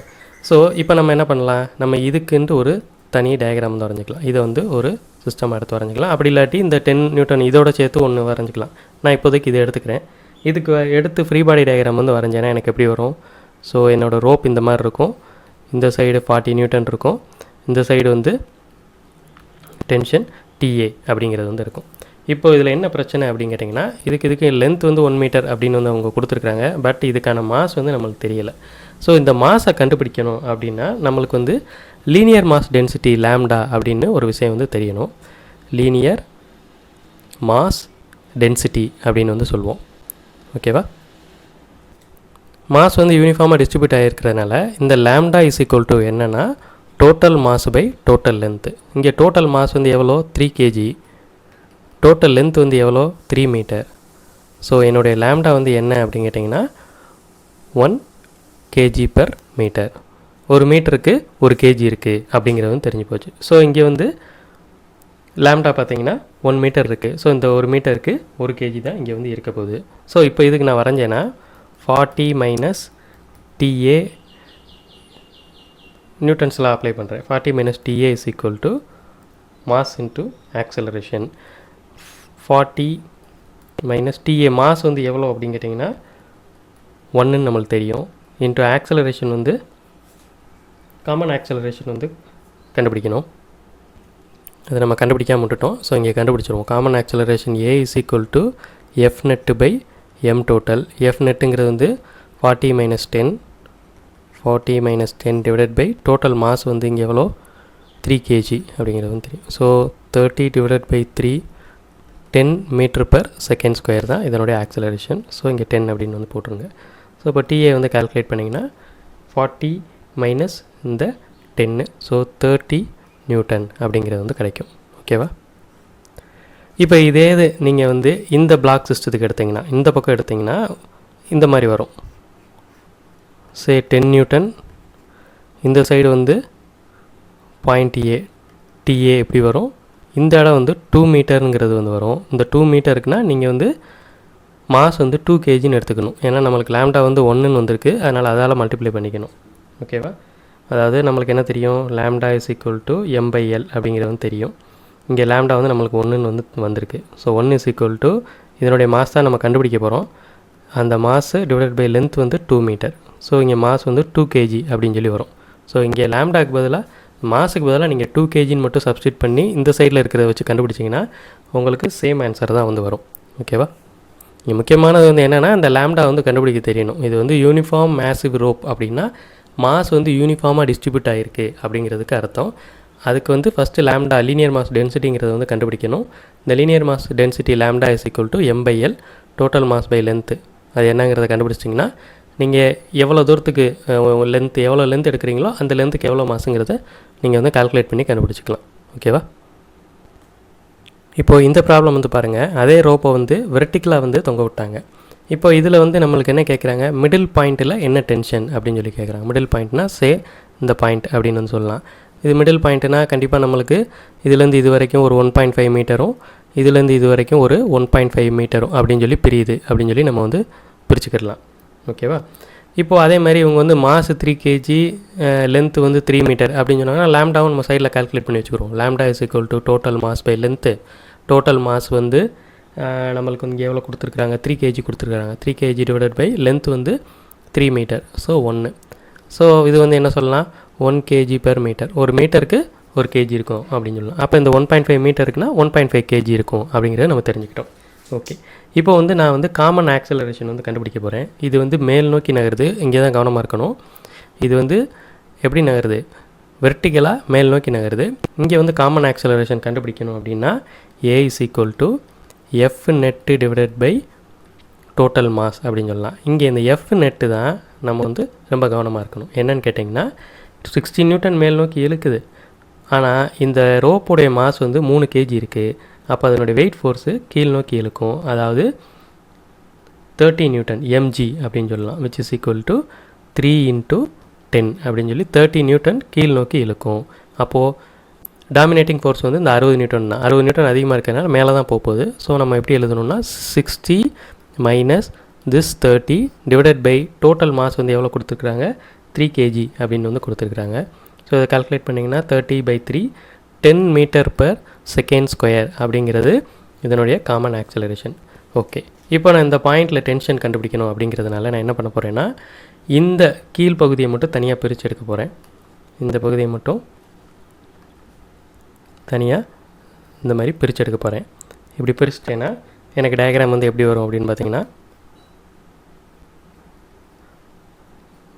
இது டென்ஷன் T மேலே இருக்கும், இங்கே வந்து 1.5 g தான் இருக்கும். ஏன்னா இது வந்து இதனுடைய லென்த் வந்து எவ்வளவு, 1.5 மீட்டர். ஸோ 1.5 மீட்டருக்கு 1.5 g தான் இங்கே கீழே வரும். ஓகேவா? இப்போது நான் டென்ஷன் வந்து கண்டுபிடிக்கிறேன், TA அப்படின்னு கூட வச்சுக்கிறோம். இப்போ பார்த்தீங்கன்னா இதுவும் மேல் நோக்கி தான் நகரப்போகுது. So TA minus this 1.5 g is equal to mass into acceleration. இதனுடைய மாஸ் வந்து 1.5 இன்ட்டு ஆக்சலரேஷன் வந்து நம்ம 10ன்னு கண்டுபிடிச்சி வச்சிட்டோம். ஸோ 10. 1.5 gனாலும் 15 தான். TA minus 15 is equal to இந்த 1.5 into 10 15. So tension TA is equal to 15 + 15 30 Newton. நீங்கள் வந்து இப்படி வச்சு கண்டுபிடிச்சாலும் சரி, இல்லை இந்த 60 நியூட்டன் வச்சு ஃப்ரீ பாடி டயக்ராம் வரைஞ்சி கண்டுபிடிச்சாலும் சரி, 60 நியூட்டன் கீழே வந்து டென்ஷன் T கீழே இங்கே இழுக்கிறது மாதிரி வச்சு கண்டுபிடிச்சாலும் சரி, எப்படி கண்டுபிடிச்சாலும் ஒரே ஆன்சர் தான் வரும். ஸோ அடுத்து நம்ம புள்ளி பற்றி பார்க்க போகிறோம். ஸோ புள்ளி பற்றி பார்க்குறதுக்கு முன்னாடி ஒரு சில விஷயங்கள்லாம் இதில் வந்து நம்ம கன்சிடர் பண்ணிக்கணும். என்னென்னு கேட்டிங்கன்னா, இந்த புள்ளியை தான் நம்ம வந்து தமிழில் கப்பி அப்படின்னு வந்து சொல்லுவோம். இந்த புள்ளி வந்து மாஸ்லெஸ் அப்படின்னு சொல்லி நம்ம கன்சிடர் பண்ணிக்கிறணும். மாஸ்லெஸ் அப்படின்னு சொல்லி எடுத்துக்கிறணும். மாஸ்லெஸ் அதே மாதிரி ஃப்ரிக்ஷன்லெஸ், அதில் உராய்வு வந்து இருக்காது, ஃப்ரிக்ஷன் லெஸ் அப்படின்னு சொல்லி எடுத்துக்கணும். அதே மாதிரி இந்த ஸ்ட்ரிங் இருக்குல்ல, இந்த ஸ்ட்ரிங்கையும் நம்ம வந்து என்ன எடுத்துக்கிறணும், மாஸ்லெஸ் அப்படின்னு சொல்லி எடுத்துக்கிறணும். இது வந்து ஐடியல் ஸ்ட்ரிங், இது வந்து ஐடியல் புள்ளி, இது வந்து ஐடியல் ஸ்ட்ரிங் அப்படின்னு சொல்லி தான் எடுத்துக்கிறணும். இது மாஸ்லெஸ் அப்படின்னா இங்கே வந்து டென்ஷன் வந்து சேமாக இருக்கும், எல்லா பாயிண்ட்லேயும் டென்ஷன் வந்து சேம். ஏன்னு கேட்டிங்கன்னா இது வந்து ஐடியல் ஸ்ட்ரிங்னா மாஸ்லெஸ்ஸாகவும் இருக்கணும், டென்ஷன் வந்து சேமாக இருக்கணும்.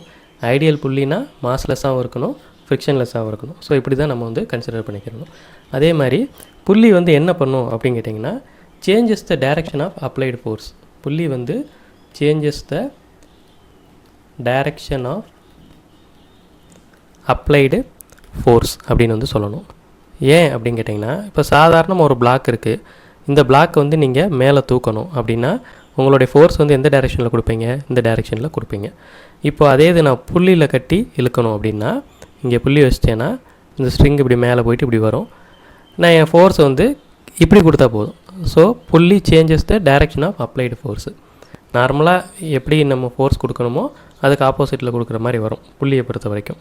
ஓகேவா? இன்னொன்று வந்து என்ன சொல்லணும் அப்படின்னா, புள்ளி ரெடியூசஸ் எஃபோர்ட். எதுக்கு நம்ம புள்ளி யூஸ் பண்ணுறோம் அப்படின்னு கேட்டிங்கன்னா, புள்ளி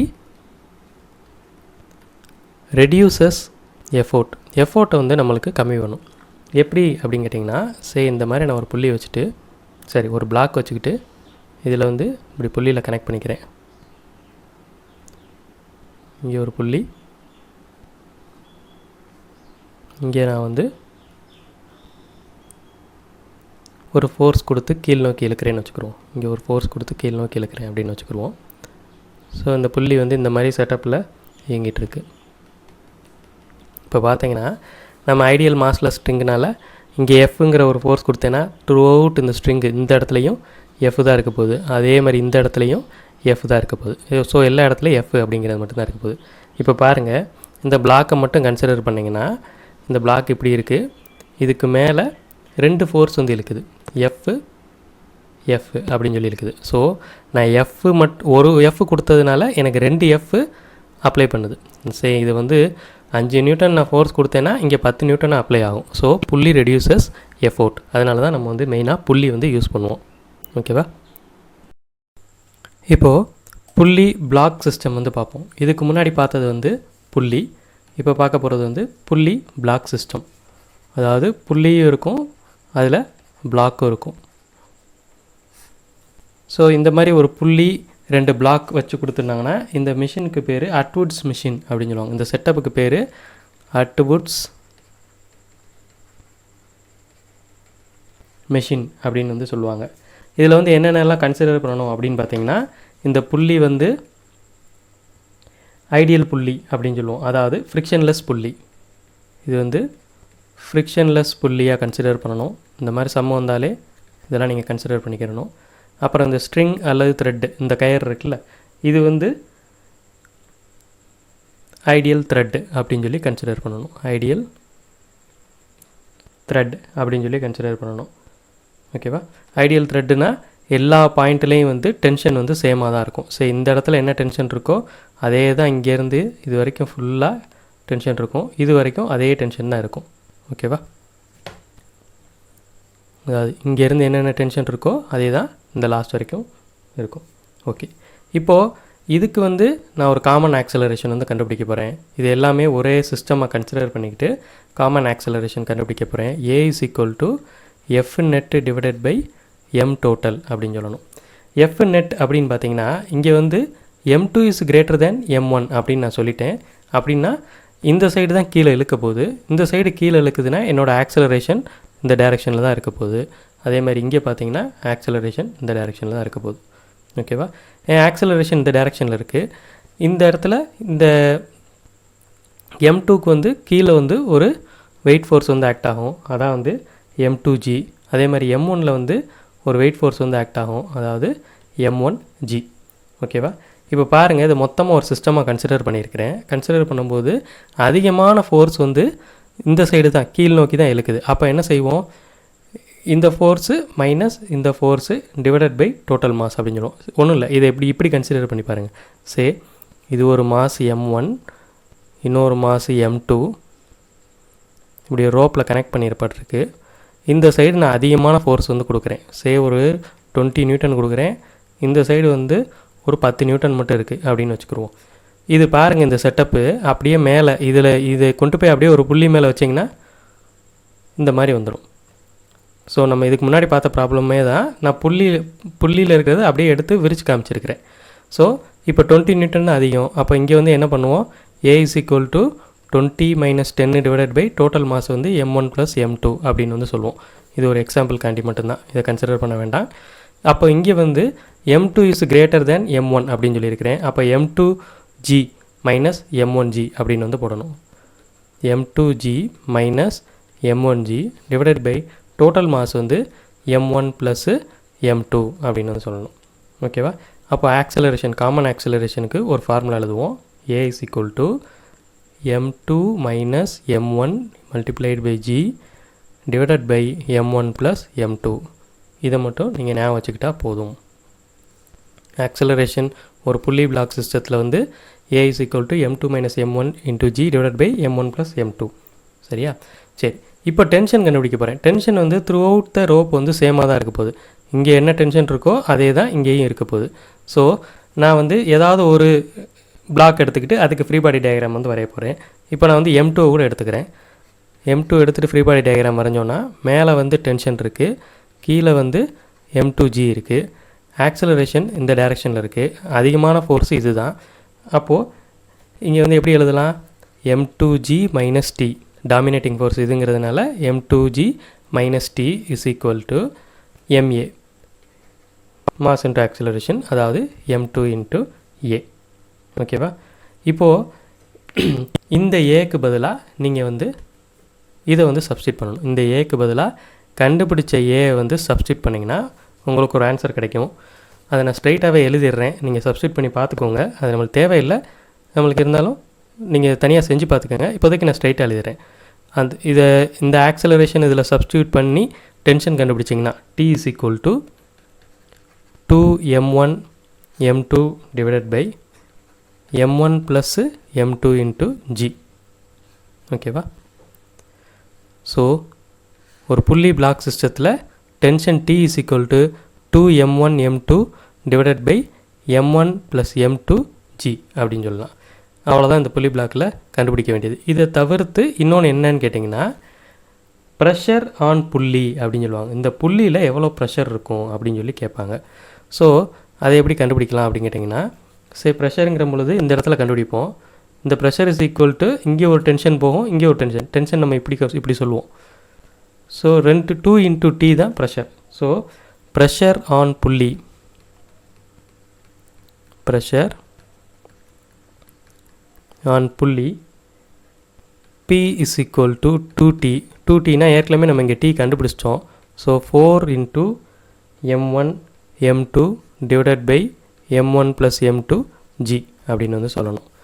ஸோ இந்த 3 ஃபார்முலா தான் புள்ளி பிளாக் சிஸ்டத்தை பொறுத்த வரைக்கும், அதாவது அட்வுட்ஸ் மிஷினை பொறுத்த வரைக்கும். இதை வச்சு நம்ம நிறைய ப்ராப்ளம் சால்வ் பண்ணிக்கலாம். அடுத்து இந்த கொஷினை பாருங்கள். ஒரு பிளாக் ஹாரிசாண்டலில் இருக்குது, ஒரு பிளாக் வந்து வெர்டிக்கலில் இருக்குது. சரியா? என்ன கேட்டிருக்கிறாங்க? Find the acceleration of each block and tension in the string. இங்கே ஆக்சலரேஷன் பார்த்திங்கன்னா கண்டிப்பாக காமன் ஆக்சலரேஷனாக தான் இருக்க போகுது. ஏன்னா இப்போ இது கீழ் நோக்கி இழுத்துட்டு போச்சுன்னா 1 kgங்கிறது வந்து இப்படி கீழ் நோக்கி இழுக்குது.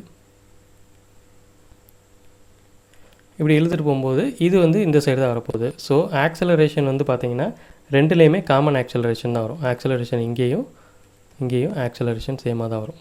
ஓகேவா? இது வந்து ஒரு ஸ்மூத் சர்ஃபேஸ். ஸோ இந்த பிளாக்கை லைட்டாக நம்ம இழுத்து விட்டுட்டோம்னா ஸ்மூத் சர்ஃபேஸுங்கிறதுனால இது கொஞ்சம் கொஞ்சமாக முன்னாடி வரலாம், இவ்வளோ தூரம் வரைக்கும் வரலாம். ஓகேவா? சரி, இப்போது என்னோடய ஆக்சலரேஷன், காமன் ஆக்சலரேஷன் கண்டுபிடிக்கிறதுக்கு A is equal to F_net by M total. இது எல்லாத்தையும் வந்து ஒரே சிஸ்டமாக வந்து நான் கன்சிடர் பண்ணிக்கிடுவேன். ஒரே சிஸ்டமாக கன்சிடர் பண்ணேன்னா நெட்டு ஃபோர்ஸ் வந்து பார்த்திங்கன்னா கீழ் நோக்கி தான் ஆக்ட் ஆகுது. அதாவது mg, அதாவது 1g அப்படிங்கிறது கீழ் நோக்கி ஆக்ட் ஆகுது. இந்த சைடு எந்த ஃபோர்ஸும் இல்லை, அதனால் நான் 1gன்னு மட்டும் எடுத்துக்கிறேன். 1g divided by 4. 1gங்கிறது வந்து 10 divided by 4 which is equal to 2.5 m/s² தான் என்னுடைய ஆக்சலரேஷன். ஓகேவா? இப்போ ஏதாவது ஒரு இதுக்கு நான் வந்து ஃப்ரீ பாடி டயக்ராம் வந்து வரைய போகிறேன். சரி, 1 kgக்கு வந்து வரைவோம். 1 kg கீழே வந்து mg இழுக்கும், அதாவது எவ்வளவு 10 வந்து கீழே இழுத்துக்கிட்டு இருக்குது, மேலே வந்து டென்ஷன் T வந்து இழுத்துட்டு இருக்குது. எங்கே வந்து அதிகமாக எந்த சைடு மூவ் ஆகுது அப்படின்னு பார்த்தோம்னா கீழ் நோக்கி மூவ் ஆகுது. உங்களுக்கு கொஷின்லேயே கொடுத்துருவாங்க எந்த டைரெக்ஷனில் மூவ் ஆகுதுன்னு சொல்லி. இது கீழ் நோக்கி மூவ் ஆகுதுன்னு சொல்லி கொஷின்லேயே கொடுத்துருவாங்க. இந்த மாதிரி மூவ் ஆகுதுன்னு சொல்லி கொடுத்துருவாங்க. அதை வச்சு நீங்கள் வந்து எது டாமினேட்டிங் ஃபோர்ஸ் அப்படிங்கிறது வந்து சொல்லிடணும். ஸோ டாமினேட்டிங் ஃபோர்ஸ் கீழ் நோக்கி மூவ் ஆச்சுன்னா இந்த 10 தான் டாமினேட்டிங் ஃபோர்ஸ். அப்போ எப்படி எழுதலாம்? mg minus T is equal to MA அப்படின்னு எழுதலாம். இந்த mg தான் இந்த 10 minus T is equal to MA. இதில் Tங்கிறது வந்து T இஸ் ஈக்குவல் டு இது அந்த சைடு கொண்டு போயிருங்க 10 மைனஸ் MA. M வந்து நம்மளுக்கு 1, A வந்து 2.5. So 10 minus 1 into 2.5 which is equal to 7.5 Newton அப்படின்னு சொல்லலாம். ஸோ இங்கே tension T is equal to 7.5 Newton. நீங்கள் நினைக்கலாம் இது 1 kg இது 3 kg இது எப்படி கீழே இழுக்கும் அப்படின்னு சொல்லி கேட்கலாம். இப்போ நம்ம இதை வந்து சிம்பிளாக பார்த்தீங்கன்னா ஒரு புஷ் பண்ணியோ அல்லது இது வந்து ஸ்மூத் சர்ஃபேஸ்னு சொல்லியாச்சு. இங்கே ஒரு வெயிட் வச்சுருக்கிறோம். இது ஃப்ரிக்ஷன்லெஸ் சர்ஃபேஸுங்கிறதுனால இந்த ஃபோர்ஸ்னால் இது கொஞ்சம் முன்னாடி வரலாம். அந்த நேரத்தில் ஆக்சலரேஷன் அது இதுன்னு சொல்லி நம்ம கால்குலேட் பண்ணிக்கலாம். ஓகேவா? அவங்க டயக்ராம்லேயே வந்து சொல்லிடுவாங்க, கொஷின்லேயே வந்து கீழ் நோக்கி போகுதுன்னு சொல்லி இந்த ஆக்சலரேஷன் வந்து கொடுத்துருவாங்க. இந்த ஆரோ மார்க் வந்து போட்டு கொடுத்துருவாங்க. அது கொடுத்தாங்கன்னா உங்களுக்கு ஈஸியாக வந்து கண்டுபிடிச்சிக்கலாம். ஓகேவா? இந்த கொஷின் வந்து பாருங்கள். இந்த கொஷினில் என்ன கேட்டிருக்கிறாங்க, இந்த மாதிரி செட்டப் கொடுத்துட்டு வெலாசிட்டி ஆஃப் பிளாக் பி அப்படின்னு சொல்லி கேட்டிருக்கிறாங்க. இதுக்கு முன்னாடி நம்ம பார்த்ததெல்லாம் வந்து பார்த்திங்கன்னா ஒரு பிளாக்கை கொடுத்துருவாங்க, ஆக்சலரேஷன் கேட்பாங்க, அந்த ஸ்ட்ரிங்கில் இருக்கிற டென்ஷன் கேட்பாங்க, ஃபோர்ஸ் கேட்பாங்க, நார்மல் ஃபோர்ஸ் கேட்பாங்க. இந்த மாதிரி தான் கேட்டுக்கிட்டு இருப்பாங்க. இப்போ பார்த்தீங்கன்னா உங்களுக்கு வந்து இந்த பிளாக் வந்து விஏ ஒரு வெலாசிட்டியில் போய்கிட்டு இருக்கு, விபி வந்து என்ன அப்படின்னு சொல்லி கேட்குறாங்க. அதே மாதிரி ஒன்று சொல்லியிருக்காங்க, ஸ்ட்ரிங் டஸ் நாட் ஸ்லாக்ஸ் அப்படின்னு சொல்லிட்டாங்க. ஸ்ட்ரிங் டஸ் நாட் ஸ்லாக்ஸ் அப்படின்னா இந்த ஸ்ட்ரிங் வந்து இந்த மாதிரி தொங்காது அப்படின்னு வந்து சொல்கிறாங்க. அதாவது ஐடியல் ஸ்ட்ரிங்குங்கிறது வந்து சொல்கிறாங்க, ரிஜிட் ஸ்ட்ரிங், இன்எக்ஸ்டென்சிபிள் ஸ்ட்ரிங் அப்படிங்கிற மாதிரி அவங்க வந்து சொல்கிறாங்க. ஓகேவா? இப்போ பாருங்கள், இது இன்எக்ஸ்டென்சிபிள் ஐடியல் ஸ்ட்ரிங்காக இருந்துச்சுன்னா விஏங்கிற வெலாசிட்டியில் இந்த பிளாக் இந்த சைடு மூவ் ஆச்சுன்னா இதில் எல்லா ஸ்ட்ரிங்கும் விஏங்கிற வெலாசிட்டியில் தான் மூவ் ஆகும். அதாவது இது இந்த இடத்துலையும் 8 m/s, இந்த இடத்துலையும் 8 m/s அப்படின்னு சொல்லி கண்டினியூஸாக இந்த ஸ்ட்ரிங்கு ஃபுல்லாமே 8 m/s தான் மூவ் ஆகிட்டு இருக்கும். இங்கேயும் 8 m/s, 8 m/s கண்டினியூஸாக அதில் தான் மூவ் ஆகிட்டு இருக்கும். இப்போது இது இந்த சைடு நகருதுன்னா இந்த பிளாக் பி வந்து எப்படி நகரும் அப்படின்னு பார்த்தீங்கன்னா, இந்த பிளாக் பி வந்து அந்த இன்ஸ்டண்ட்டில் இது வந்து இந்த சைடு தான் நகரும். ஓகேவா? ரொம்ப இது கொஞ்சம் தூரம் இந்த மாதிரி ஹரிசாண்டலாக இப்படி நகண்டுட்டு அதுக்கப்புறம் தான் மேலே போகிறதுக்கான வாய்ப்பு இருக்குது. ஸோ அட் த இன்ஸ்டன்ட் வந்து இது வந்து ஹரிசாண்டலாக தான் நகரும். அதாவது இந்த பிளேனில் தான் இது வந்து நகரும் அந்த இன்ஸ்டண்ட்டில். ஓகேவா? ஸோ இந்த வெலாசிட்டி விபி தான் கண்டுபிடிக்க போகிறோம். இந்த வெலாசிட்டி விபியை தான் வந்து இப்போ நம்ம கண்டுபிடிக்க போகிறோம். இது ரொம்ப ஈஸி. வெக்டார்ஸ் தெரிஞ்சால் இது தெரிஞ்ச மாதிரி. இப்போ பாருங்கள், இது வந்து 8 m/s. ஸோ அதுக்கு டயக்ராம், அது நான் வெக்டார் டயக்ராம் வந்து வரைகிறேன்.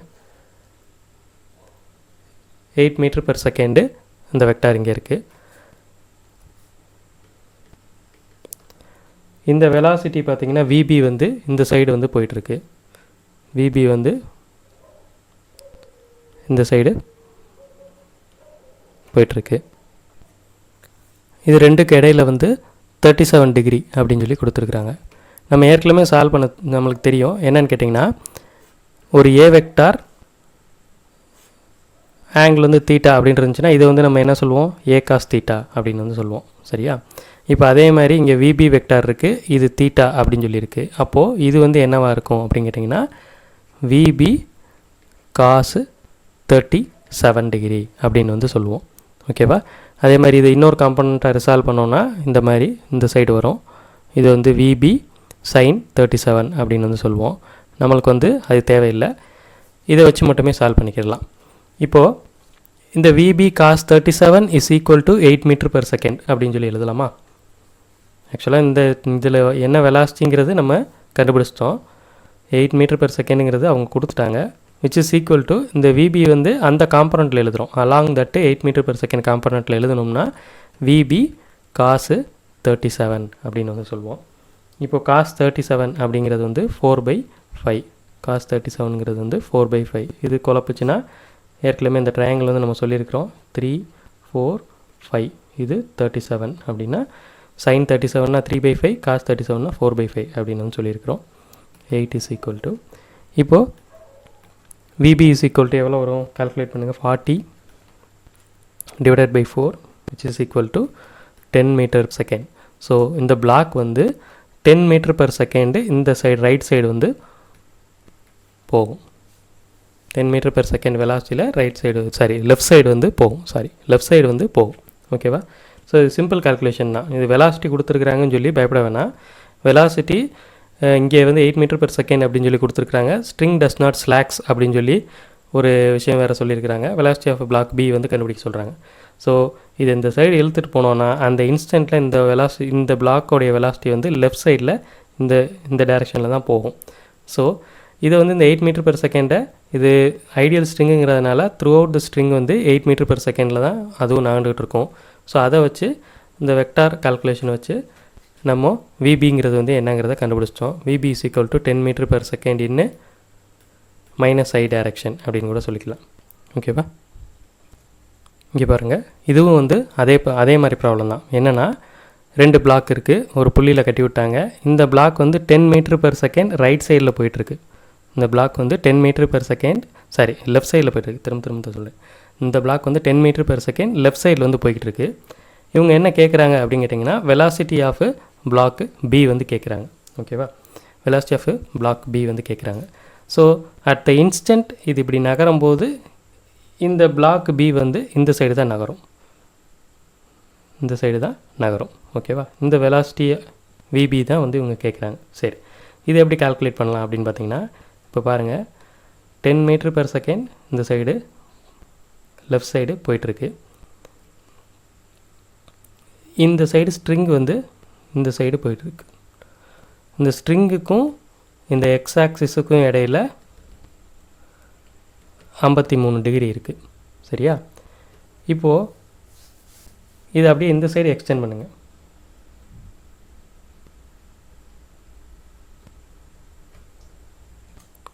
எக்ஸ்டெண்ட் பண்ணிங்கன்னா இந்த 53ங்கிறது இங்கேயும் 53 தான் வரப்போகுது.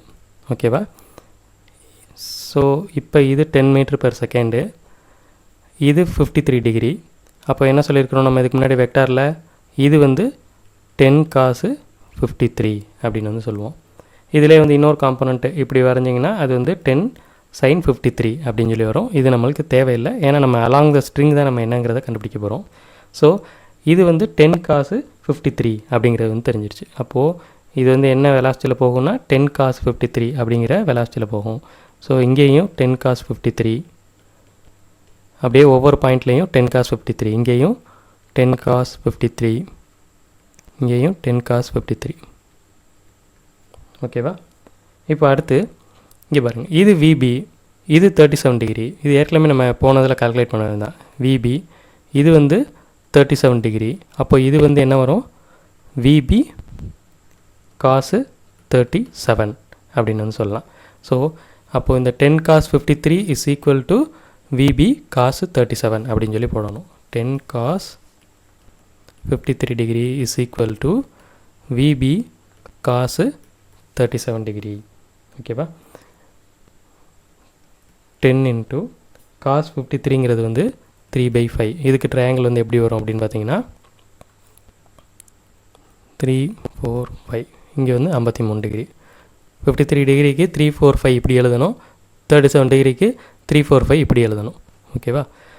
So 10 cos 53 10 into 3/5 is equal to VB into cos 37 வந்து இதுக்கு முன்னாடியே பார்த்துருக்குறோம் 4/5. ஸோ எல்லாத்தையும் கேன்சல் பண்ணி எழுதணும்னா VB is equal to 10 into 3/4 which is equal to 7.5 metre per second. ஓகேவா? அடுத்து நம்ம வெலாசிட்டி ஆஃப் புள்ளி வந்து பார்க்க போகிறோம். அதாவது என்னென்னா, இந்த புள்ளி செட்டப்பே வந்து மேல் நோக்கி நகண்டுகிட்ருக்கு. இந்த புள்ளி செட்டப்பே வந்து மேல் நோக்கி நகண்டுகிட்ருக்கு. அதாவது நார்மலாக இந்த புள்ளி இந்த பிளாக்கு தான் கொடுத்துருப்பாங்க. இந்த பிளாக் வந்து ஒன்று மேலே ஏறும், ஒன்று கீழே இறங்கும், அதெல்லாம் ஓகே. இப்போ பார்த்தீங்கன்னா இந்த ஹோல் செட்டப்பே வந்து மேல் நோக்கி மூவ் ஆகிட்டுருக்கு. இந்த ஹோல் செட்டப்பே மேல் நோக்கி மூவ் ஆகிட்டு இருக்கும்போது இதுவும் இதனுடைய வெலாசிட்டியும் மேல் நோக்கி தான் இருக்கும், இதனுடைய வெலாசிட்டியும் மேல் நோக்கி தான் இருக்கும். அஃப்கோர்ஸ் இது ரெண்டுக்குள்ளே ஏற்ற இறக்க இருந்தாலும் டோட்டலாக பார்க்கும்போது எல்லாமே மேல் நோக்கி தான் போயிட்டுருக்கும். சரி, இப்போது இதை எப்படி சால்வ் பண்ணுறது? இந்த வெலாசிட்டி ஆஃப் புள்ளி வந்து எப்படி கண்டுபிடிக்கிறது அப்படின்னு பார்த்தீங்கன்னா, ஒரு ஃபார்முலா டிரைவ் பண்ணிக்கிடுவோம். அதுக்கப்புறம் இதில் வந்து ப்ராப்ளம்ஸ் வந்து பார்க்கலாம். இப்போ விஏபி அப்படின்னு சொல்லுவோம், அதாவது ரிலேட்டிவ் வெலாசிட்டி சொல்லுவோம்ல, இந்த இடத்துல இருந்து பார்க்குறோம். இந்த இடத்துல இருந்து விஏ வந்து என்ன வெலாசிட்டியில் வருது அப்படின்னு சொல்லி பார்க்குறோம். அதை வந்து எப்படி என்ன பண்ணுவோன்னா விஏபி அப்படின்னு வந்து சொல்லுவோம். அதாவது velocity of A with respect to B இந்த இடத்துலேருந்து பார்க்குறோம். So velocity of A with respect to பியை வந்து விஏபி அப்படின்னு சொல்லி எழுதுவோம். இது வந்து விஏ மைனஸ் விபி அப்படின்னு வந்து சொல்லுவோம். அதே மாதிரி and velocity of B with respect to B, அதாவது இந்த இடத்துல இருந்துக்கிட்டு மேலே போய்கிட்டே இருக்கும்போது இந்த இடத்துல நீங்கள் நிற்கிறீங்க, நீங்கள் ஒரு வெலாசிட்டியில் போயிட்டுருப்பீங்க, இந்த பிளாக்கும் ஒரு வெலாசிட்டியில் வந்துக்கிட்டு இருக்குது. ஸோ அதை தான் வந்து ரிலேட்டிவ் வெலாசிட்டி அப்படின்னு சொல்லுவோம். ரிலேட்டிவ் வெலாசிட்டினா அந்த ரெஃபரன்ஸும் மூவ் ஆகிட்டே இருக்கும். ஸோ நீங்கள் இந்த இடத்துல இருக்கிறீங்க, நீங்களும் மேல் நோக்கி போயிட்டே இருக்கீங்க, இந்த பிளாக்கையும் வந்து உங்களை நோக்கி வந்துட்டு இருக்கு. So velocity of B with respect to B equal to VBB minus VB அப்படின்னு வந்து சொல்லுவோம். ஓகேவா? இப்போ பாருங்கள், நீங்கள் இந்த இடத்துல இருந்து பார்த்துக்கிட்டு இருக்கிறீங்க, ஆக்சுவலாக மேலே தான் போய்கிட்டு இருக்கிறீங்க, இந்த ஹோல் செட்டப்பே வந்து மேலே போய்கிட்டு இருக்கு. நீங்கள் இங்கேருந்து பார்த்துட்டு இருக்கும்போது உங்களை நோக்கி ஒரு பிளாக்கு உங்களை நோக்கி வரும், இன்னொரு பிளாக்கு உங்களை விட்டு விலகி போகும். ஆனால் இந்த ஹோல் செட்டப்பும் மேலே போயிட்டே இருக்குது. ஓகேவா? இது வந்து நீங்கள் எப்படி பண்ணலாம் அப்படின்னு பார்த்தீங்கன்னா, ஒரு லிஃப்ட்டுக்குள்ளே நீங்கள் இருக்கிறீங்க, லிஃப்ட்டுக்குள்ளே நீங்கள் இருந்துக்கிட்டு இந்த புள்ளியை வந்து பிடிச்சிருக்கிறீங்கன்னு வச்சுக்கிடுவோம். லிஃப்ட் வந்து மேலே போய்கிட்டே தான் இருக்கும், அந்த புள்ளி வந்து மேலே, இது வந்து மேலே கீழே நாங்கிட்டே தான் இருக்கும். ஸோ அது மாதிரி நீங்கள் இதையும் கன்சிடர் பண்ணிக்கிறணும். அப்படி கன்சிடர் பண்ணிங்கன்னா velocity of A with respect to B, அது வந்து velocity of B with respect to பிக்கு வந்து ஆப்போசிட்டில் இருக்கும். ஸோ அதை வந்து எப்படி எழுதலாம் அப்படின்னு கேட்டிங்கன்னா, VAB is equal to minus VBB அப்படின்னு சொல்லி எழுதலாம். இது வந்து VA minus VB is equal to minus VB minus VB அப்படின்னு சொல்லி எழுதலாம். VA minus VB is equal to minus VB plus VB அப்படின்னு சொல்லி எழுதலாம். நம்மளுக்கு தேவை வெலாசிட்டி ஆஃப் புள்ளி தான். So 2vp is equal to va plus vb, vp is equal to va plus vb divided by 2 அப்படின்னு சொல்லி எழுதலாம். ஸோ வெலாசிட்டி ஆஃப் புள்ளி வந்து உங்களுக்கு தேவைன்னா velocity of A with velocity of A plus velocity of B divided by 2 போட்டிங்கன்னா velocity of புள்ளி வந்து கிடச்சிரும். இந்த ஃபார்முலாவை அப்படியே அப்ளை பண்ணக்கூடாது. இதில் என்ன பண்ணணும் அப்படின்னா, இந்த ஃபார்முலாவில் கரெக்டான சைன்ஸை வந்து யூஸ் பண்ணணும். Use VA VB and VB with signs. அதனோட சைன்ஸை வந்து கரெக்டாக நீங்கள் யூஸ் பண்ணணும். அதாவது வெலாசிட்டி ஆஃப் புள்ளி, velocity of block B, velocity of block A, இதனுடைய வெலாசிட்டி டைரக்ஷனை வச்சு நீங்கள் வந்து சைனை வந்து கரெக்டாக யூஸ் பண்ணணும். மேலே போச்சுன்னா பாசிட்டிவ், கீழே வந்துச்சுன்னா நெகட்டிவ் அப்படிங்கிற மாதிரி யூஸ் பண்ணணும். ஓகேவா? இப்போ அதை பேஸ் பண்ணி ஒரு கொஸ்டின் இங்கே வந்து என்ன கேட்டிருக்கிறாங்க அப்படின்னு கேட்டிங்கன்னா, வெலாசிட்டி ஆஃப் பிளாக்கு ஏ வந்து என்ன அப்படின்னு சொல்லி கேட்குறாங்க. விஏ என்ன அப்படின்னு சொல்லி கேட்குறாங்க. இதில் பார்த்தீங்கன்னா ஒரு சைடு வந்து ஃபிக்ஸடாக இருக்குது, ஒரு சைடு மேலே புள்ளி மேலே போயிட்டே இருக்குது. ஸோ இந்த பிளாக்கும் வந்து மேலே தான் போகுது.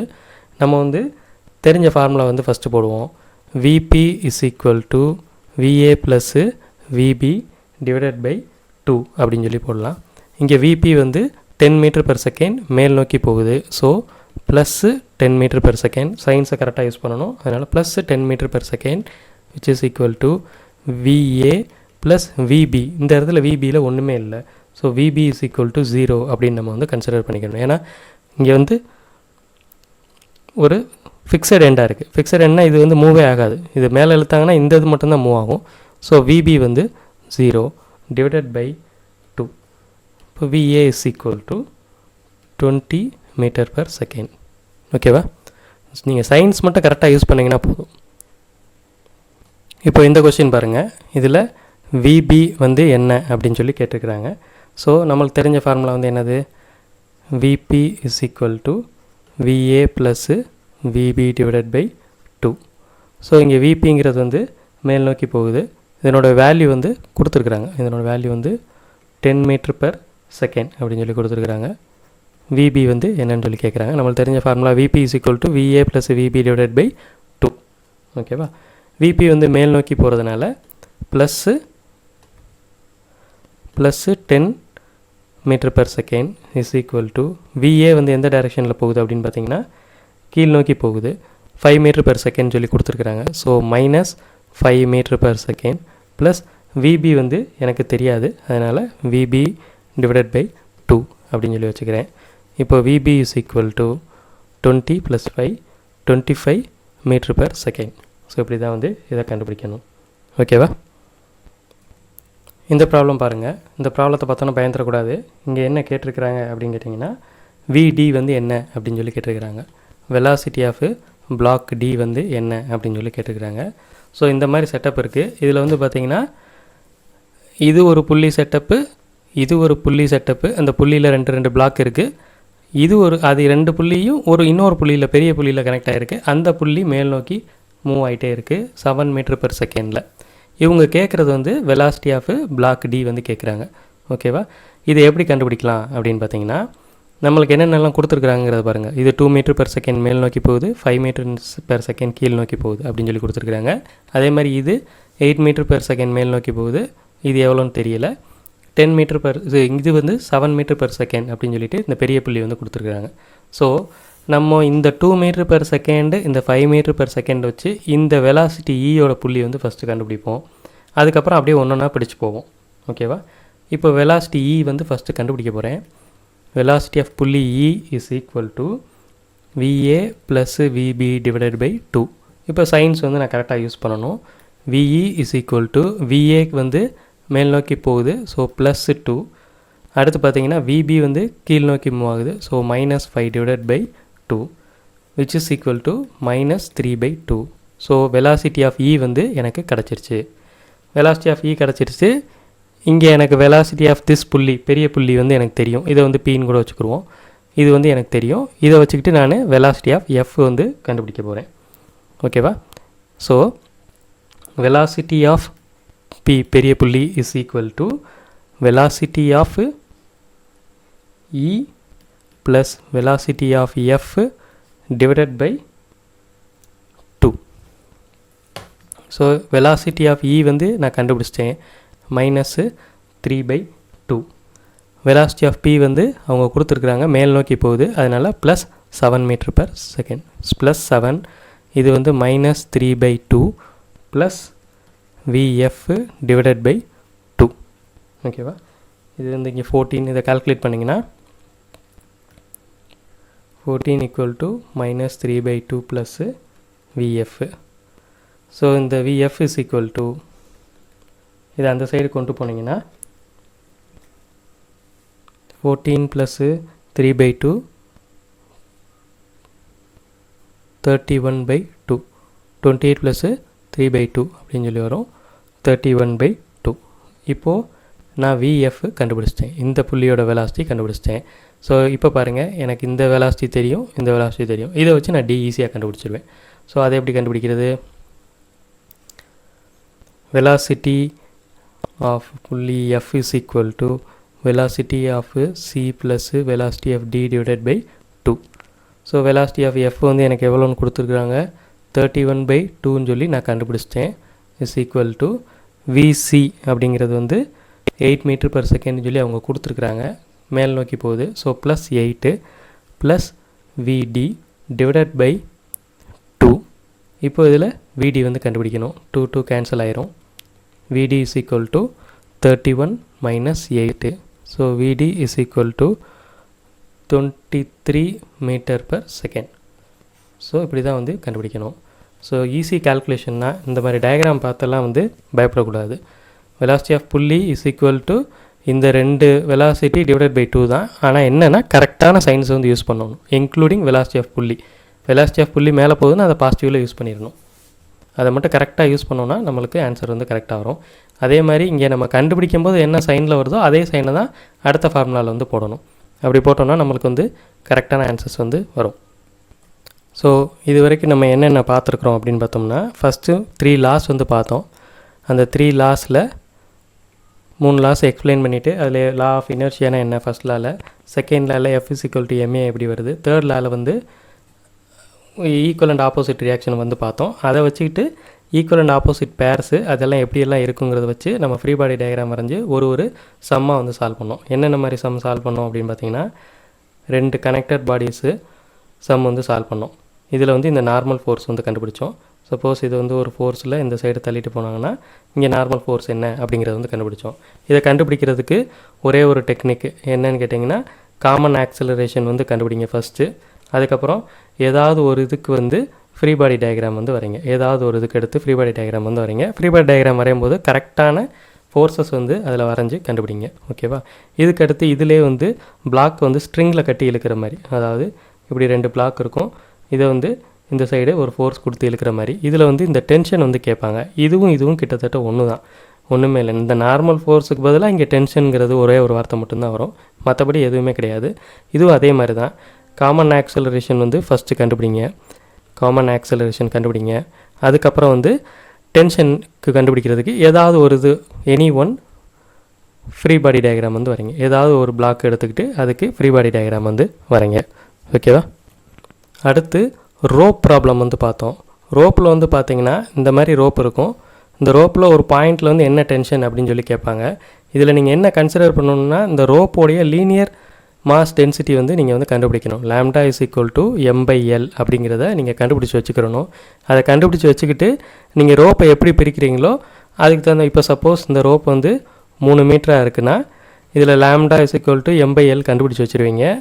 இப்போ இதில் நீங்கள் வந்து ஒரு 1.5 மீட்டர் அல்லது 1 மீட்டர் மட்டும் நீங்கள் வெட்டி எடுக்கிறீங்கன்னு வச்சுக்கிறோங்க. இது மட்டும் எடுக்கிறீங்கன்னா தட் 1.5 மீட்டர் இன்ட்டு லேம்டா வந்து நீங்கள் போட்டுக்கிறணும். இது எதுக்குன்னு கேட்டிங்கன்னா மாஸ் கண்டுபிடிக்கிறதுக்கு. அந்த 1.5 மீட்டருக்கு வந்து எவ்வளோ மாஸ் அப்படிங்கிறத கண்டுபிடிக்கிறதுக்கு 1.5 இன்ட்டு லேம்டா அப்படிங்கிற ஒரு விஷயத்தை நீங்கள் வந்து பண்ணணும். அது பண்ணிவிட்டு அதுக்கப்புறம் வழக்கம் போல் இதே மாதிரி தான் காமன் ஆக்சலரேஷன் போட்டுட்டு அதுக்கப்புறம் அந்த பிரித்த இடத்துல இருந்து ஃப்ரீ பாடி டயக்ராம் வரைஞ்சி கண்டுபிடிச்சிக்கலாம். இதே ரோப்பு வந்து இப்படி இருந்துச்சுன்னா கீழே mg ஃபோர்ஸ் அப்படிங்கிறது வந்து ஆக்ட் ஆகும், மேலே டென்ஷனுங்கிறது வந்து இருக்கும். இதுக்கும் வந்து ஃப்ரீ பாடி டயக்ராம் மாதிரி தான். இதே தான் நீங்கள் இந்த பிளாக்குக்கும் அதுக்கடுத்து நம்ம சொல்லுவோம்.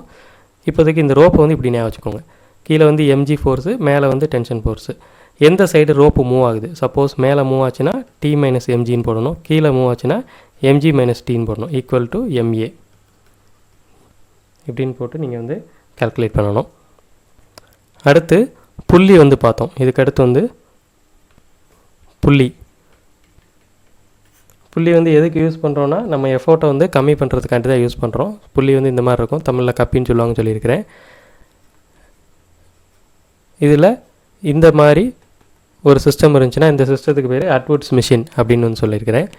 இப்போ இதை வச்சுக்கிட்டு நம்ம வந்து இதில் காமன் ஆக்சலரேஷன் இதெல்லாம் டைரக்ட் ஃபார்முலாவே சொல்லிட்டோம். a = என்ன, t = என்ன, அதே மாதிரி ப்ரெஷர் ஆஃப் புள்ளி p = என்ன அப்படிங்கிறத வந்து சொல்லியிருக்கிறோம். இதை வச்சு நீங்கள் ஈஸியாக கால்குலேட் பண்ணிக்கலாம்.